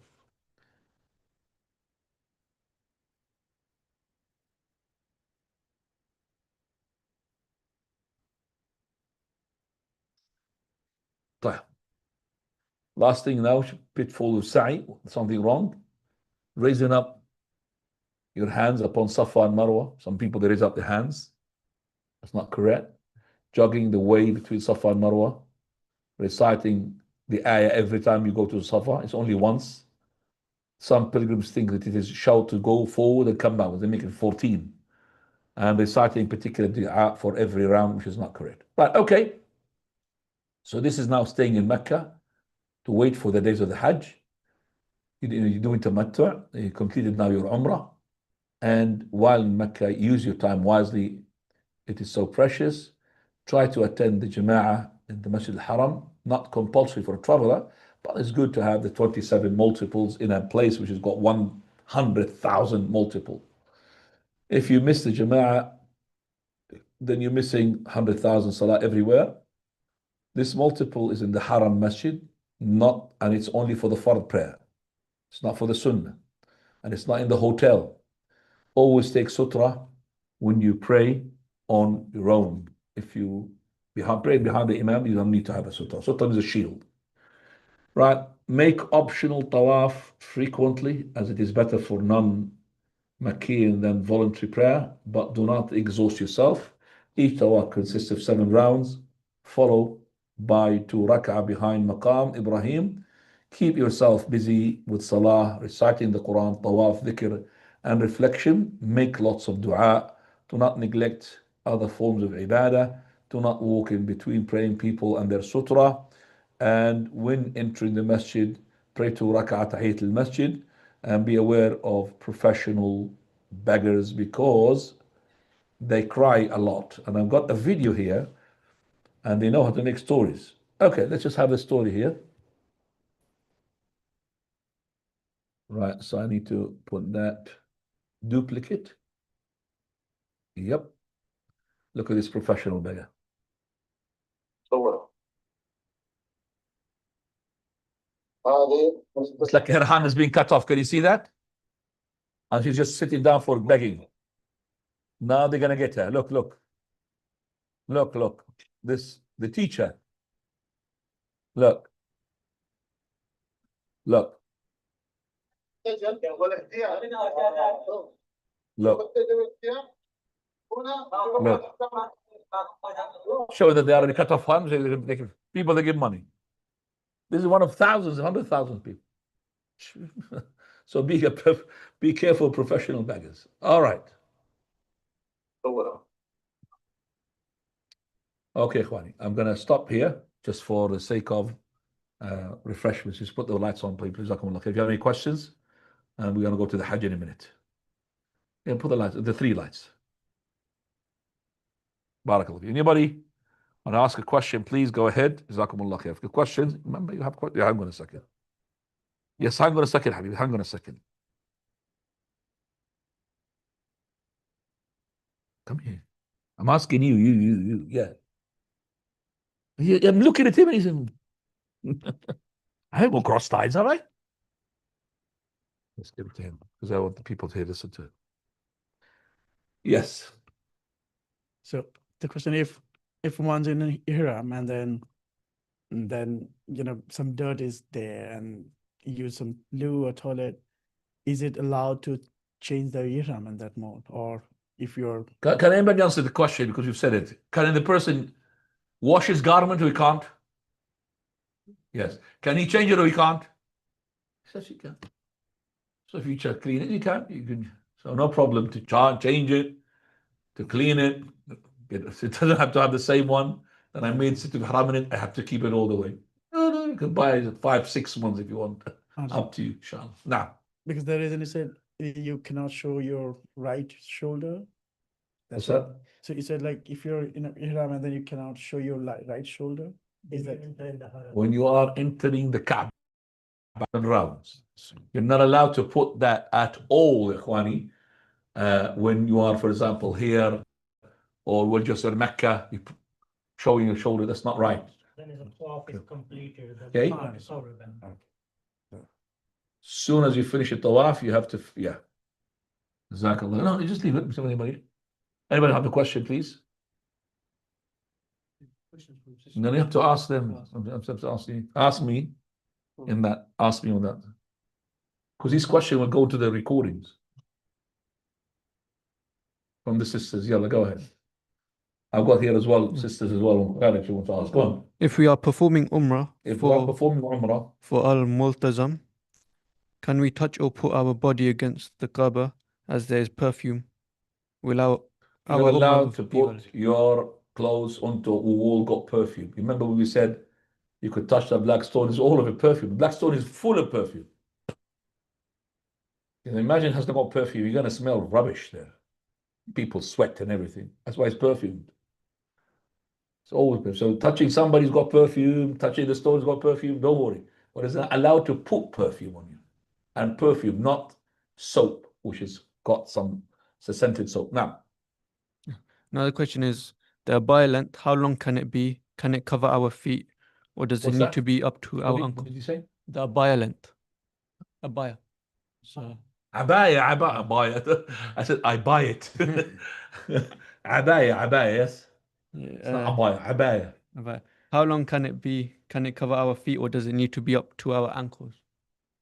You mean women? For women. The women has to have to cover their feet. But if they don't have the abaya to cover their feet, at least they have proper socks. They can't show their legs or their feet. Very important. They can't show their feet or the leg. Haram for their feet to be shown. And the prayer will be invalid if they show the upper portion of their feet. Invalid. Only if she prostrates and the back of her feet shows and it is no stranger people there. If it's mahram, no problem. But stranger people, it's going to be sinful. Now, can we use toothpaste and mouthwash? Can we use toothpaste And mouthwash. And mouthwash. I'm going to say it. That's why I found it. Toothpaste, you could use it. Mouthwash, you could use it. I told you. I mean, you could use underarms as well. Okay, so that is not perfume. Perfume is not allowed. Okay. Now, toothpaste and what did you say to me? Toothpaste and what? Mouthwash. Mouthwash and what as well? We said that. We're going to put them to the. I update my PowerPoint presentation. Now,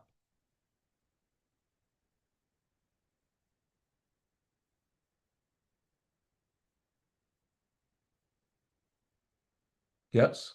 While starting Sai, people are sometimes pushing and asking to move quickly. To start Sai, what is advice to say the du'as properly? What is? Sorry. So while starting the Sai, people are sometimes pushing and asking to move quickly. To start the Sai, what is the advice to say? So you mean the police that are pushing, is that? I think so. Just as Yeah, people. on the side. So between, you mean the top and the Safa and Marwa. What you need to do as much as you can, because if you are in a group, I think it's better for you to detach yourself from the group. Because too many people, they tend to block people. So it's better being your own or your wife, not Jama'ah blocking the whole thing. And then you go to the corner, start making dua. If you've been pushed by the police, just go a bit more, and then he will leave you, go somewhere else. He's not going to be just following you. So don't block the path, but do as much as you can from the dua. No. To clarify it, regarding during the voluntary tawaf, I'm not sure if I misheard you, but did you say it was not allowed to put the ihram on to do it on the ground floor? Sorry. So I'm sorry, I'm not sure if I misheard you earlier, but you said during the voluntary tawaf, you said that is it true? I don't know if I misheard you or not, but you said that it's not allowed to put the ihram on in order to do it on the ground floor. No, maybe you don't understand. That is for a person who had finished his tawaf. When you put your ihram, you're allowed to do the tawaf close to the Kaaba in that sahm, we call it sahm. But some people, after they finish this tawaf, they finish their ihram, their normal clothes. And because they're normal clothes, they don't allow them to be in the sahm, the government. You have to do it from the first floor or second floor, where it's really long turning. So what these people, they cheat. He puts the ihram close, and he's not in state of ihram, in order to what? To get inside. Did you understand what I'm talking about? Still you didn't understand? Click Yeah. So have you been to the haram or not? yeah, Okay. When did you go there? 2 years ago. Okay. This has been implemented a long time ago. The Sahan, the area which is next to the Kaaba, is only allowed for the people in state of ihram. Do you understand that? For the men. The women, nobody knows. Good. So for you, if you put normal clothes, they don't allow you in that. So when you are in voluntary, you're not going to have your haram clothes. So some people cheat and put their haram clothes to go there. It's not allowed. Haram. Okay? Because the government made it for the sake of no congestion for those people who make an umrah. And you take an advantage. Okay? That's what it means. Because people, they do it. Fortunately. Now, you're trying to make a voluntary with making a sin. So for the woman, they were told, I was told we cannot wear socks. Feet need to be showing. It's for the woman. Women, you have to put socks. And socks to cover your feet, unless your garment, mashallah, trailing behind you. But put socks, yes, of course you're allowed to put socks. Women, they're not really the men. And socks will help you as well. I mean, for us, as soon as we finish Ihram, we're going to put our socks to protect our feet. And what kills us is that feet are barefooted. That's what it is. Okay? But I would urge you, when you are into the Sa'i Safa Marwa, put your sandals on. As men. Don't be like these people who they don't know what is happening. They're barefooted. Put your sandals on even if you are on the sahm. Do you understand me? I will never go with my barefooted. I'll be finished. It's to protect my feet. And of course, choose the one which is not going to harm people with it. You're not going to have a tank in your foot with sharp corners. I'll make it really nice and soft for the people. Remember that. Now, my mother is in a wheelchair. Your mother, you're not mother. The question is mother. The Yes. question, the question. In a wheelchair. No, this is if we were to get assistance and it is a male to help push the wheelchair, if his hand touches my mother's shoulder, No etc., problem. No problem. this But forbidden? let that. Okay, the male, yani, has to be, young, because different age between the man and woman is better. Okay, so a young man and an old woman, there will be no fitna, inshallah. But it would be if she's got a son or let her take a wheelchair, and her son or her husband or whatever from her family to push her, it would be better, inshallah. Now, This is more of a suggestion for people who are forgetful losing their mobile phones, because I did once. so this is a suggestion or advice from the brother here Yeah. for those who are taking their Mobile phones. mobile phone. Yeah. So what Give us. Yeah, what I did is I tied a rope or a string to my mobile phone, because I lost one time, and it was really So you hectic. tied up your phone. Yeah, to the ihram, basically. Very good. I like that. So, I tie up as well my shoes. You know that. sure. I put them there with me. They are in the bag. I tie them up on my back. Yeah. The shoes. As for me, as for the mobile, I've got an idea, which is myself. I do it all the time, and that is, I've got my belt, which contains my money, a bit of money, Yeah. and my mobile. I put it there. Huh? There's belt. Huh? Yeah. So the belt here, mashallah, he's got a belt here. Bismillah. Ahmed, do you see the camera on me, or you just only see the share screen? You're very small. Okay, let me just take this one. It's big enough? Alhamdulillah, yeah, big. Right, and that is very good built. Even stitches here, there's no problem with stitches. Okay, so the built is very good. So what I do, I put my mobile here. Better. Yes. Okay, that's better for me. Yeah, I keep losing my mobile phone. Yeah. So Put it here. I don't. You could put it here. You could, but there's belts which are made for mobile. This one, maybe my mobile maybe will not fit here, but I put it in I got my belt, okay, which has got like a pouch, a proper pouch. It's got my everything in it, and which is one has got like it's a belt, all of it's a belt, but in the front is my purse, you could call it. Yeah. That's a better one. So everything is here. I put it here. Money. Nobody can take it. Yeah. And I put this underneath my ihram clothes. So you can't see it. Okay, so the ihram clothes is on top of it. If I want to put something, I'll just put my hands inside and I'll take it. Because I've seen someone, alhamdulillah, I've never been robbed, but I have seen a person who's been robbed from the first time he came. He wanted to have food, miskin. And he's in the congestion and people want to have food on, and somebody took his 400 pounds gun. Allah al-Musta'an. Any other question, Ya Habibi? One of the sisters, Sheikh. I'm going to say, no, you're not asking here. There's people.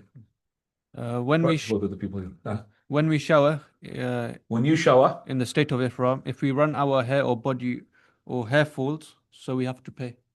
That's what I said. right. So this is according to the Hanafi madhab, you've got hair coming out. No, you wash your hair and you wash it properly. Unless you're washing your hair like this, pulling your hair like that, or something else, and then you need to go to the hospital. When you wash, normal wash. Nobody said, because these people, they teach you to do like this, tick, tick, tick, tick. That's not on your head, it's not a wash. I've seen a person teaching them, wash it like that, tick, tick, tick, tick, tick, tick. What's this wash? The Sahabi had been washing himself, and they've asked him, the companion came, how did the Prophet ﷺ wash himself? So he put himself outside, well, he's naked, but he's got this barrier. Outside, he said, put water. He said, chick, chick, chick, like that. That's how he used to wash. I'm not going to count how many hair fell. It's not right. This is not based upon correct methodology. Now, For an abaya, what material would you suggest? abaya, you suggest any abaya, which is, I think the black you should avoid it because it's really hot. Got heat. Okay, the abaya is hot, it's not good. And cotton abaya is better than nylon. Something to be cool for the women. Okay, that's the abaya. Now, What kind of medication should we take in general? That's depending upon you. That's number one, what sort of thing that you suffer from, indigestion, reflux. So you take reflux, indigestion. Okay, but very good to have all the time with you paracetamol for the headache. Paracetamol is needed as well. So you might, you didn't need it just handy if you've got headache, you've got something like this. Okay, or if you have symptoms of stomach aches, colics, have something handy with you as well. Now, Are there mosquitoes in Saudi? There's mosquitoes in England as well. Not really. I mean, not that much. I've never been, alhamdulillah. That's all the question. Now, No, I think you said there's no mosquitoes. And if, can you pass, we have some cream for mosquitoes. Can you pass mosquito this thing? can you have what, sorry? We have some cream for mosquito bite. Any insect bite? If you have mosquitoes, like your advice, sorry? Say that again. I'm not worrying with you. Okay. Can you protect yourself? Yeah. You could. You mean you're putting like Vaseline or something? Yes. But there's no mosquitoes there. You don't be worried. It's not. Saudi Arabia is very clean. Very, very clean. Very clean. So if you could put no problem even without mosquitoes. You could put cream to soften your hand and soften your skin. It's not there. The Hajj is to make sure that you are putting everything that makes your skin dry. No. Look after yourself. No problem. You could wash your head. You could wash. It's nothing to do. I need to be stinky as possible, as dirty as possible. It's not right. The hadith when it says, "My slaves coming with disheveled and combed hair, faces covered with dust." This is what is general, but it's not. The hadith saying to you, "Get your hair uncombed, get your face dusted." You understand the hadith wrongly. But when you are in such a situation, definitely not like being in luxury here, where you always clean yourself. It's not going to be available there. That's what it is. But it doesn't mean that I need to be, as dirty as possible. That's what the people understand as well regarding the Ramadan. When the Prophet of Allah, he said that the foul, the bad smell, bad odor comes from your mouth. The fasting person is better in the sight of Allah than the fragrance of musk. It doesn't mean, let me get my mouth as stinky as possible. It doesn't mean that. Or I could just say to the brother, and then he will be, what are you talking about? He said, well, better than the fragrance of musk. This is with Allah, not with a human being. For you to clean your teeth, brush your teeth, nice, clean, nice. Not to, but because when you're hungry, definitely the smell comes from the empty stomach, not from a teeth which is not cleaned. See the difference? Your stomach, when you're hungry, it produces smell. But not to say that, you're not allowed to brush your teeth after Dhuhr. Why? Because you're going to get rid of the bad smell, which is better with the phrase. That's not right. Misunderstanding of the hadith of the Prophet. Muslims have be hygiene, very clean. You might say to me, why didn't he put perfume? Then it's not allowed perfume, not allowed to cut the hair and everything. This is rituals from the hadith, from the ayat we submit. It could be because we want to be as close as to those people who have the luxury of all of that. Allahu A'lam. But we will do it according to what the Prophet ﷺ had told us to do. Now, have any questions? تفضل يا أحمد. Question. تفضل يا حلو. Wait يا أحمد. السلام عليكم. Hang on, sister. Just wait. Now. Can you give us some advice with regards to photography during Hajj and Umrah? Photography? Yeah. Can I give you advice regarding photography? It has nothing to do with the Hajj and Umrah. But if you're going just there to have selfie, people making tawaf,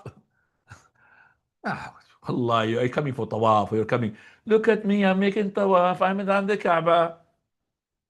I feel that these people are not coming for Hajj.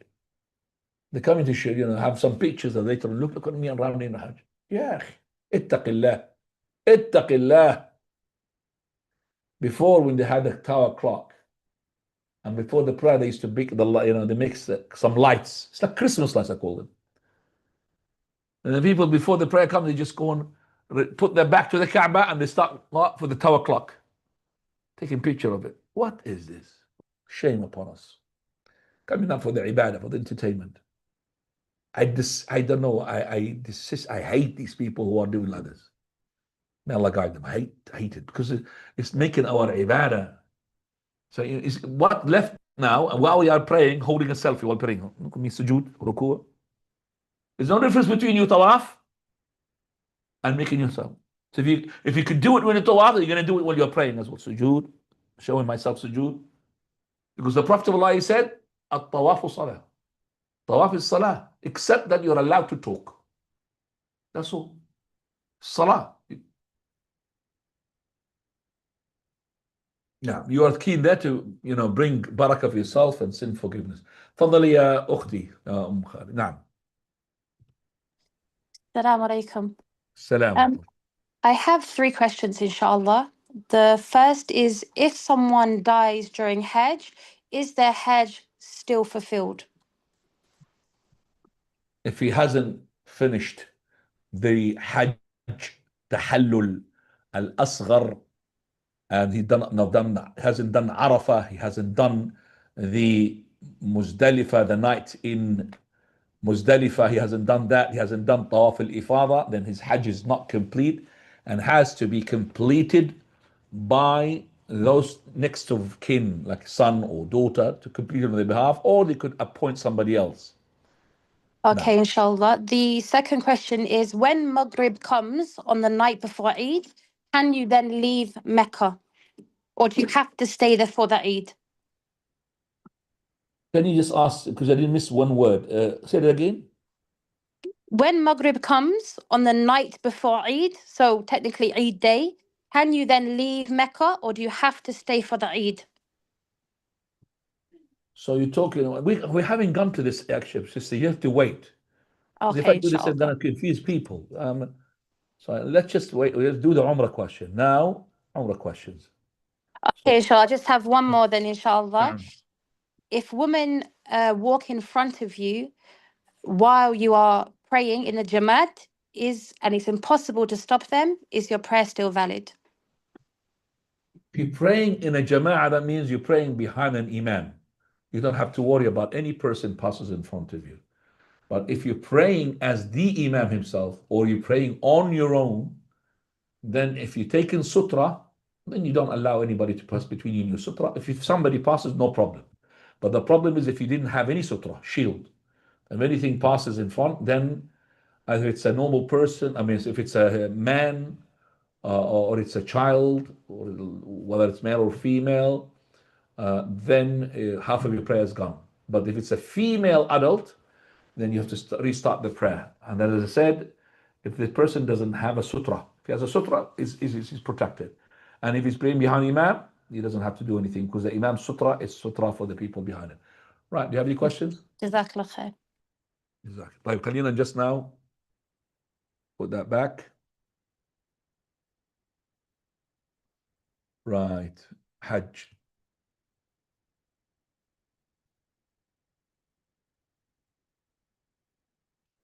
Right, with this, inshallah. Bismillah.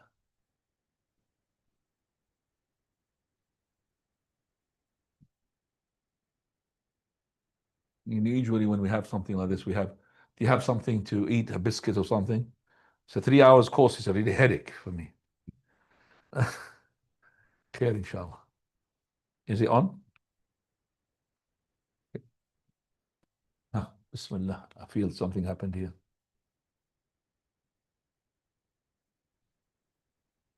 Ya Allah.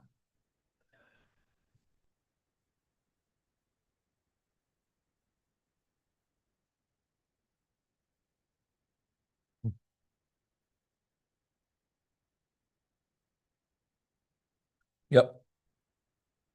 طيب.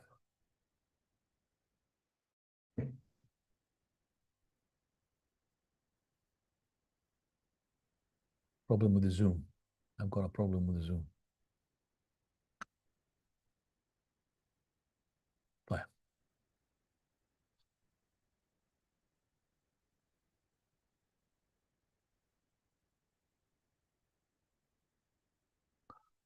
Now the screen.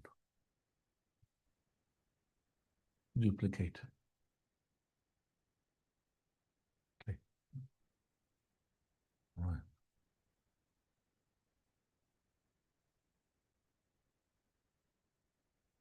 Right.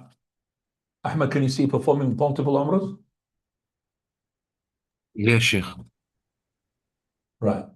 While staying in Mecca, before or after Hajj, some pilgrims decide to perform multiple umrahs, sometimes in the same day. This practice has no basis in the Sunnah of the Prophet. Jazakallah khair, it's better.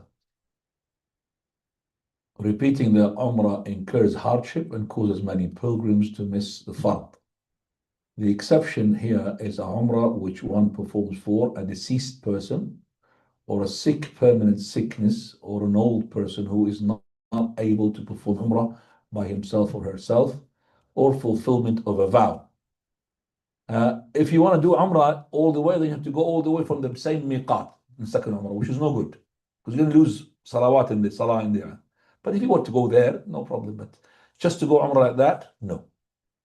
I wouldn't recommend for you. But you can't go to the Masjid Aisha next door and do the umrah. طيب. Hajj.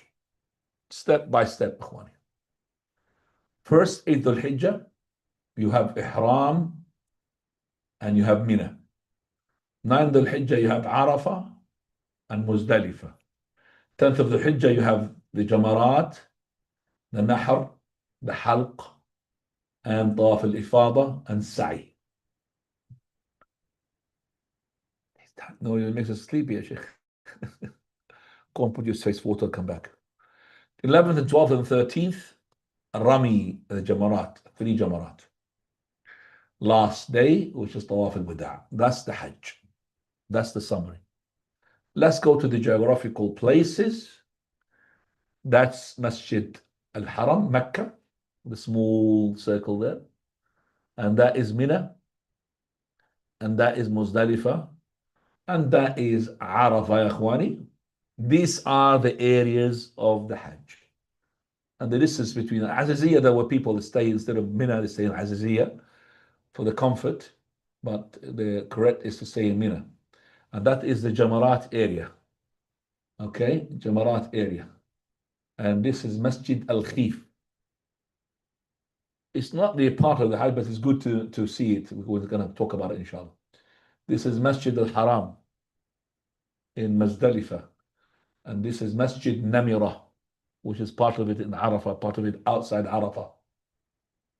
This is, they call it Mountain of Mercy. They've got nothing to do with that, but we'll see it, inshallah, when it comes.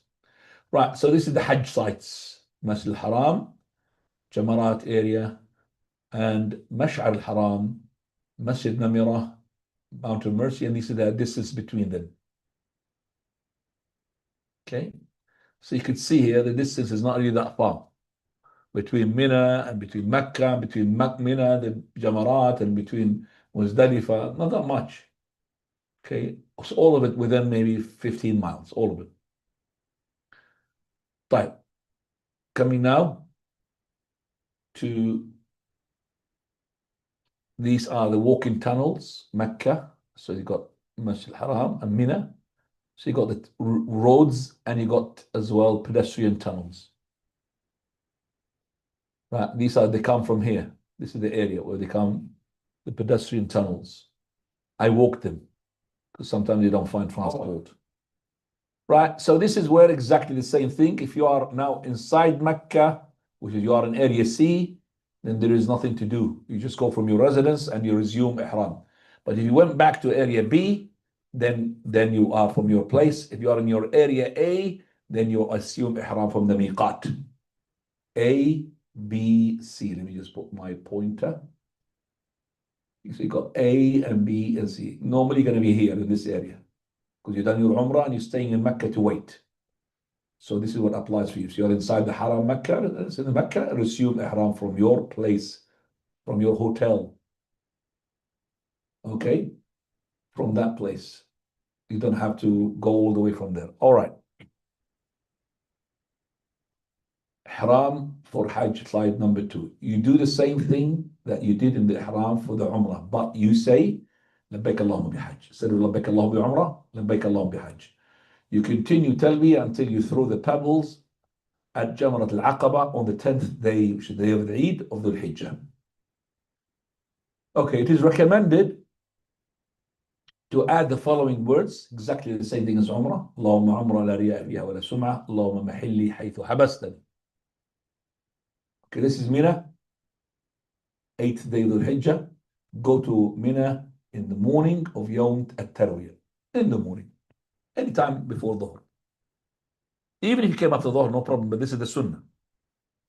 Pray Dhuhr and Asr and Maghrib and Isha and Fajr in their times with Qasr. So Dhuhr 2 rak'ah at the time, Asr 2 rak'ah at the time, Maghrib 3 rak'ah, there is no Qasr in it, shortening. Isha 2 rak'ah at the time, and Fajr will never be shortened as well, 2 rak'ah at its time. Okay, so there's no combination. That no combination. Qasr without combination. Spending the night of Mina is wajib. So you can't go to, for example, to Azizi and sleep there. Use your time to gather your thoughts and prayers and prepare for the next day, which is the day of Arafah. Right, let's just watch this video. Okay, let me stack that out. Boom. Yep. Right, so I need to go, and now I know how to work it. Duplicate, correct, and then the video. That's Mina, Ikhwani. I'm going to show you this Mina from the top.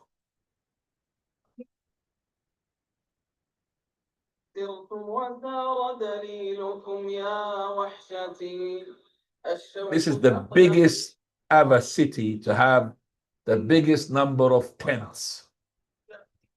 The tents of Mina, they're made from glass fiber. They are anti-resistance, resisting for the weather, resisting for the fire, resisting for everything. And they've got special material in them that they're hardly, you could put them in the fire, it does not set fire. And they've got as well special system, as soon as they detect heat, there is straight away water to cover it. So the system there being placed as well for the sake of the safety of the pilgrims. Jazakumullah khairan. It could take 2.5 million people in Mina. 2.5 million. That's a country in a little place. No. Right. So let's just go back now. Okay. Just bear with me. And we go this way, and then we go extended. Right. See, I'm mastering what to do. Alhamdulillah. Okay, that's Masjid al-Khif, ya Ikhwani. Try to pray in Masjid al-Khif if you are in Mina. This is your opportunity to know Masjid al-Khif. It is reported that 70 prophets had prayed in the masjid. Okay, I'm going to watch a video now. Okay, so let's just watch that video.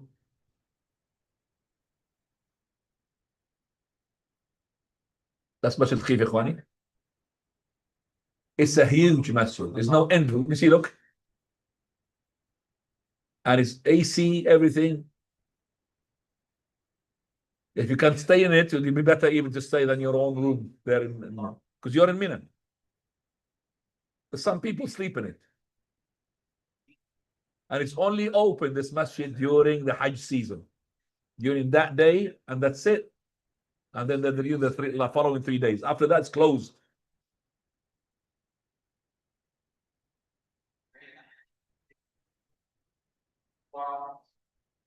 Right. Okay. So Masjid al-Khif, alhamdulillah. Come to this one. Extended. Yes, salam. Naam, Habibi. Like 70 prophets prayed in the masjid. How that is counted? This is masjid not been leaving? No. Prayed in the masjid means prayed in that spot. The masjid was before it was made mud, it was made something, but this one is recent, of course. But that masjid is that masjid was small, and it's been extended now that huge for the sake of the people. But that spot where the Prophet is called, there was a masjid there, Masjid al-Khif. Remember the first hadith I've said about the reward of the Hajj. Remember the first hadith? He was sitting in the Masjid al-Khif when these two men approached him. Okay, and he said there, and 70 prophets prayed there. Okay, so it was not as big as this. And it was not made of marbles and all of that. You should know that, inshallah. طيب. That's Mina, ya ikhwani. Okay, let's this is the area of Mina. This is where Muzdalifa, next to it, border is just between them. And that's the direction to Mecca. Azizi, of course, is next to it. Azizi, because people they go to Azizi, no, steep in Mina. That's the Jamarat area. This is how it was before, old. And this is how it became new. Okay, right, so let's just continue now. Masjid al-Khif, that's the one, not far away from the Jamarat area. Okay, Wadi Muhassir. This is the valley where you remember the elephants, they couldn't approach the Kaaba and they were demolished by the birds. That's the area. So if you know what it is, you should be running quickly, not passing slowly, because it's an area of punishment. It's between Muzdalifa and Mina. Okay? Wadi al-Muhassir. This is when the Prophet of Allah, even with his, when he made his Umrah, okay, and also when he made his, when he went to Mecca, to invade Mecca, the Qaswa, the she-camel of his, he did not want to pass. So the companion said, oh, Qaswa became stubborn. Prophet said, no, Qaswa is not stubborn. It's not her manners to be stubborn. But what prevented her is the elephant area. She knew it. This is where the adab took place. Surah Al-Fil. Right, let's go to the following as well. Okay, right, so this is the walking areas, slaughtering house. Okay, now the 9th of the Hijjah, this is where you're going to go to Arafah. So after sunrise, on the day of, so not just after Fajr, no, after sunrise, you start to depart to Arafah while making Talbiyah or Takbir. Of course, you're going to be arranged for that. Will be the coaches for you taking you there. Well, this is the mount, they call it the Mount of Mercy. This mountain has got nothing to do with anything to do with the Hajj or Umrah. And it's nothing to do with Adam that when he was sent down to earth, he was sent on top of that. It's incorrect. And it's wrong to climb like these people. Look how many people they climb there. Okay, where you break your foot or you get whatever you get there. This is all of it from the bid'ah innovations, not from the sunnah. Where you to be is in this area. Let me just put my laser point again. Is in this area. Come on. Right.